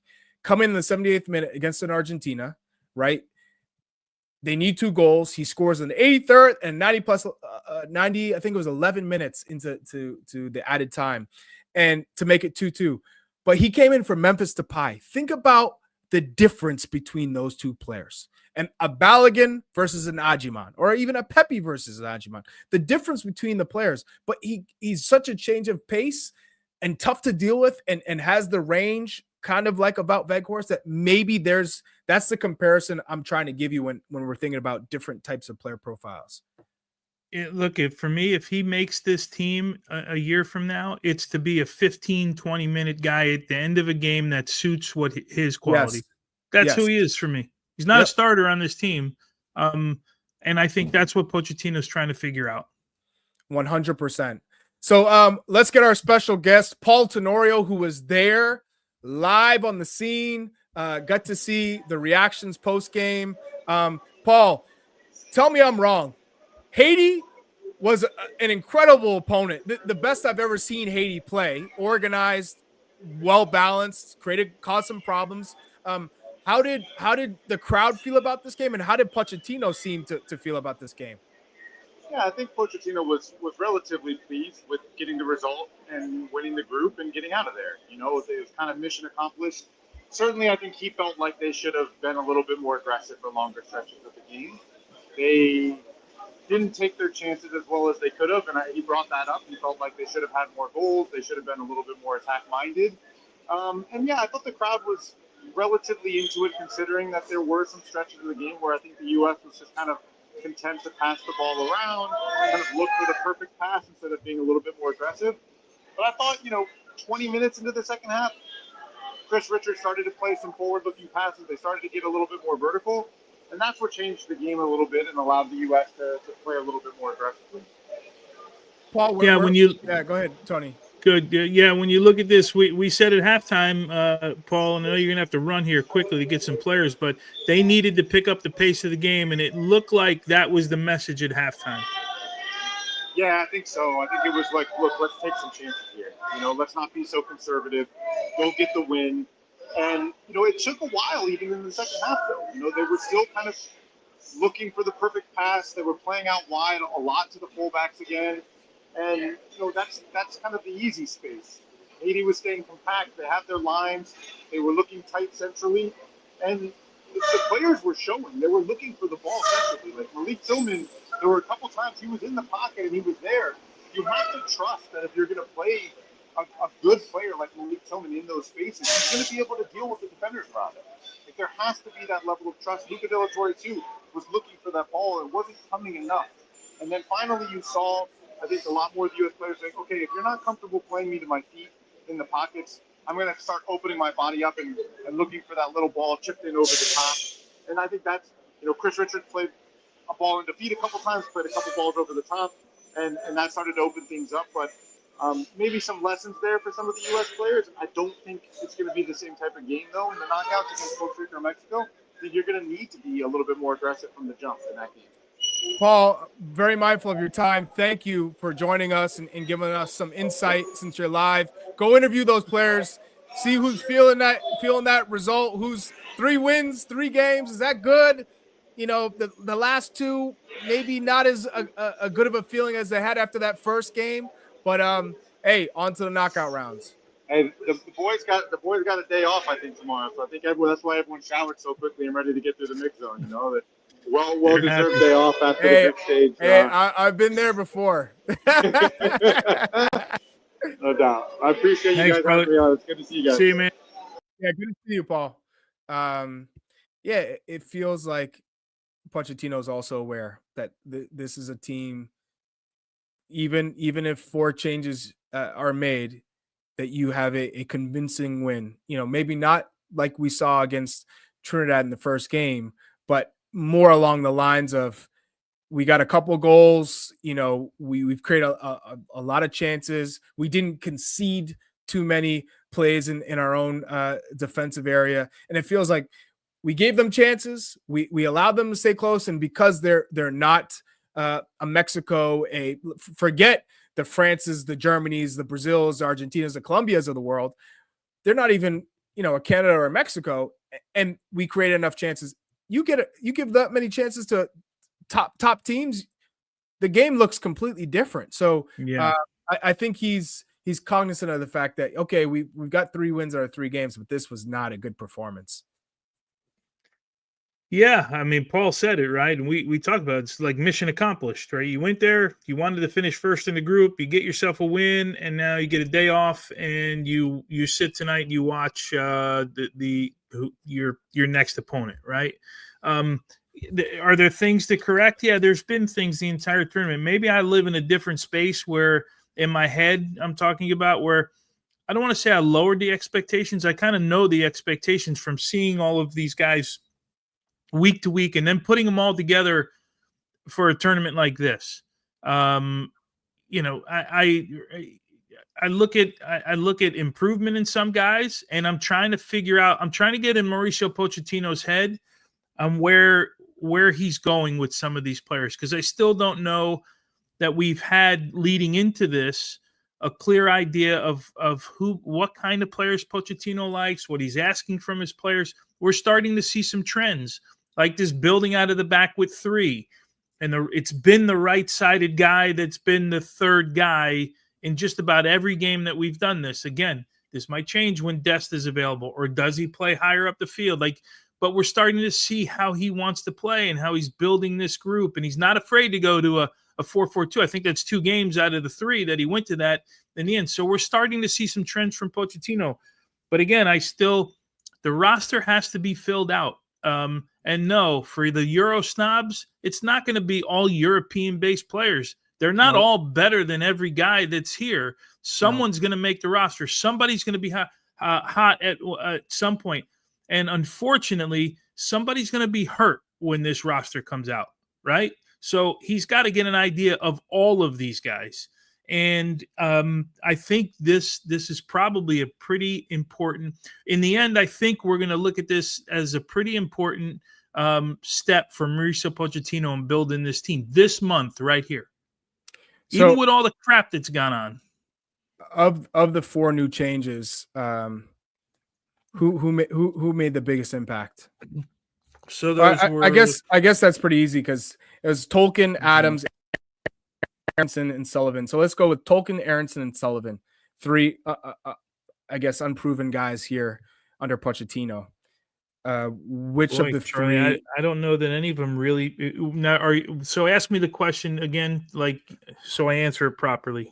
Yeah. Which one did enough to get more minutes in this tournament? Which one impressed the most of the 3? That's tough, man. Yeah. Which one impressed the most of the 3? Yeah. I don't know that anyone's earned more minutes in this one. I'd say the most active, although a lot didn't come off, was Quinn Sullivan for me. He had the ball the most. Tolkien, I want to give Tolkien a little bit of benefit of the doubt because he was off for a month before this, and he's nothing. So you want to hear what some would get. Be curious to hear the guys elaborate on what Tolkien did poorly. I want to know one thing he did well in the game. He mistrapped. He mistrapped, I don't know, 10 balls in this game. He fought the whole game. But I mean, what did he do in the end? Didn't get to the end line. An assist on the last goal. So we gave him props for that. But Arston plays that same ball. So if you're asking me which guy moved up the chart, I don't know that he moved up the chart. Well, you didn't ask that. You said which guy earned more. Okay, so he's not moving up the chart, so he didn't earn more minutes. So the answer's still the same. Yeah. For me. So who do you think steps in for? Do you think De La Torre stays at that center mid position, or do you think Berhalter or Cardoso? I got my lineup written for the next game. Oh, let's I hear have it. one question mark. Yeah, I have one question mark, and I'll go there first. It's Arston and Tolkien. I still think Arston gets the nod in that game. So Freeze, Arston, Ream, Richards, Freeman, no change there. Tyler, Sebastian Berhalter, Luna, Tillman, McGlynn, Agyemang. Yep. So you're convinced on McGlynn? I'm convinced that I'm not convinced on McGlynn. I'm convinced that McGlynn. You're trying to twist my words. I'm convinced that McGlynn has done more than Quinn Sullivan has to get the nod in the quarterfinals. Yes. No, you're good. I like McGlynn, by the way. I just think he's out of position here. Like this, I've said McGlynn is great when you give him time and space, but he's not beating you down the line. He's not beating you with pace. He's always going to come inside, and it's not quick. Which, by the way, let's give him credit, right? Yeah. He's playing in a position that is really in his career is never going to be his position, right? Winger is never going to be his position. He's being asked to do something, and he's doing it to the best that he can do it. So we got to give him a little bit of credit for that. I give him props. I mean, it's not easy to do that at the international level. So how far can this team go now that we're through the group and into the knockout stage? Because it looks like it's going to be Costa Rica. It could be Mexico. Imagine Costa Rica though, and then most likely Canada, and then we get past that, most likely Mexico. Given that those are the challenges, where do you see this team? I don't see that this team gets past Mexico or Canada. Right. This group. Yep. I hope I'm wrong. So if they end up with Mexico in the next round, I don't see them getting past that. If it's Costa Rica, they get past Costa Rica. Mm-hmm. Even that'll be a challenge. Yeah. That'll be a tough challenge. But I see them also losing to either Mexico or Canada. So the semifinals is typically where this team they don't get past that, given how they've struggled against Saudi Arabia and now with Haiti.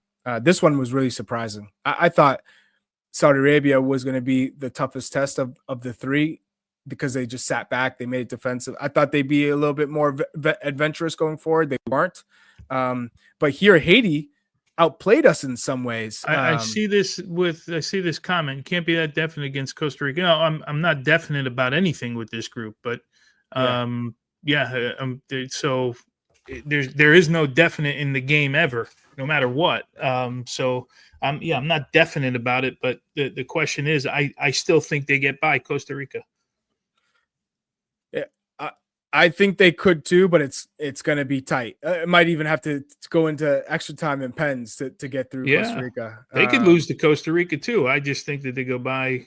They go by Costa Rica. I watched them in those two games, and if you're asking me just to do the eyeball test from those two games, I still don't think, Charlie. The reason I don't think we get past Mexico or Canada, we don't create enough chances. Right. This team is not creating enough chances for me. Can I ask you a question then? What does that say about where we are as a nation if we are losing in the semifinals of the Gold Cup a year out from the World Cup? Well, it's hard to judge with this group. I mean, we're only missing 5-6 players.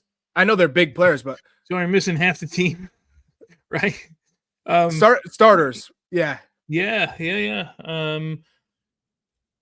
I mean, I'll go back to what I said at the beginning of the show. I come to the Concacaf Gold Cup all the time thinking we should win the tournament. And if we don't, for me, I look at it and go, we didn't succeed. It's a failure in this competition. We've done this before with a lesser team than this, in my opinion. a couple of competitions ago, and we won it. So, yeah. Although the other teams were like, I think if you're like Canada right now and you don't win this tournament, it's a real failure for you right now, right? With your healthiest available group that you have right now, and outside of Alphonso Davies, well, that's what I'm saying. Healthiest group that you can put on the field. Everybody's going to have injuries, Charlie, no matter what. Doesn't matter what competition you're in.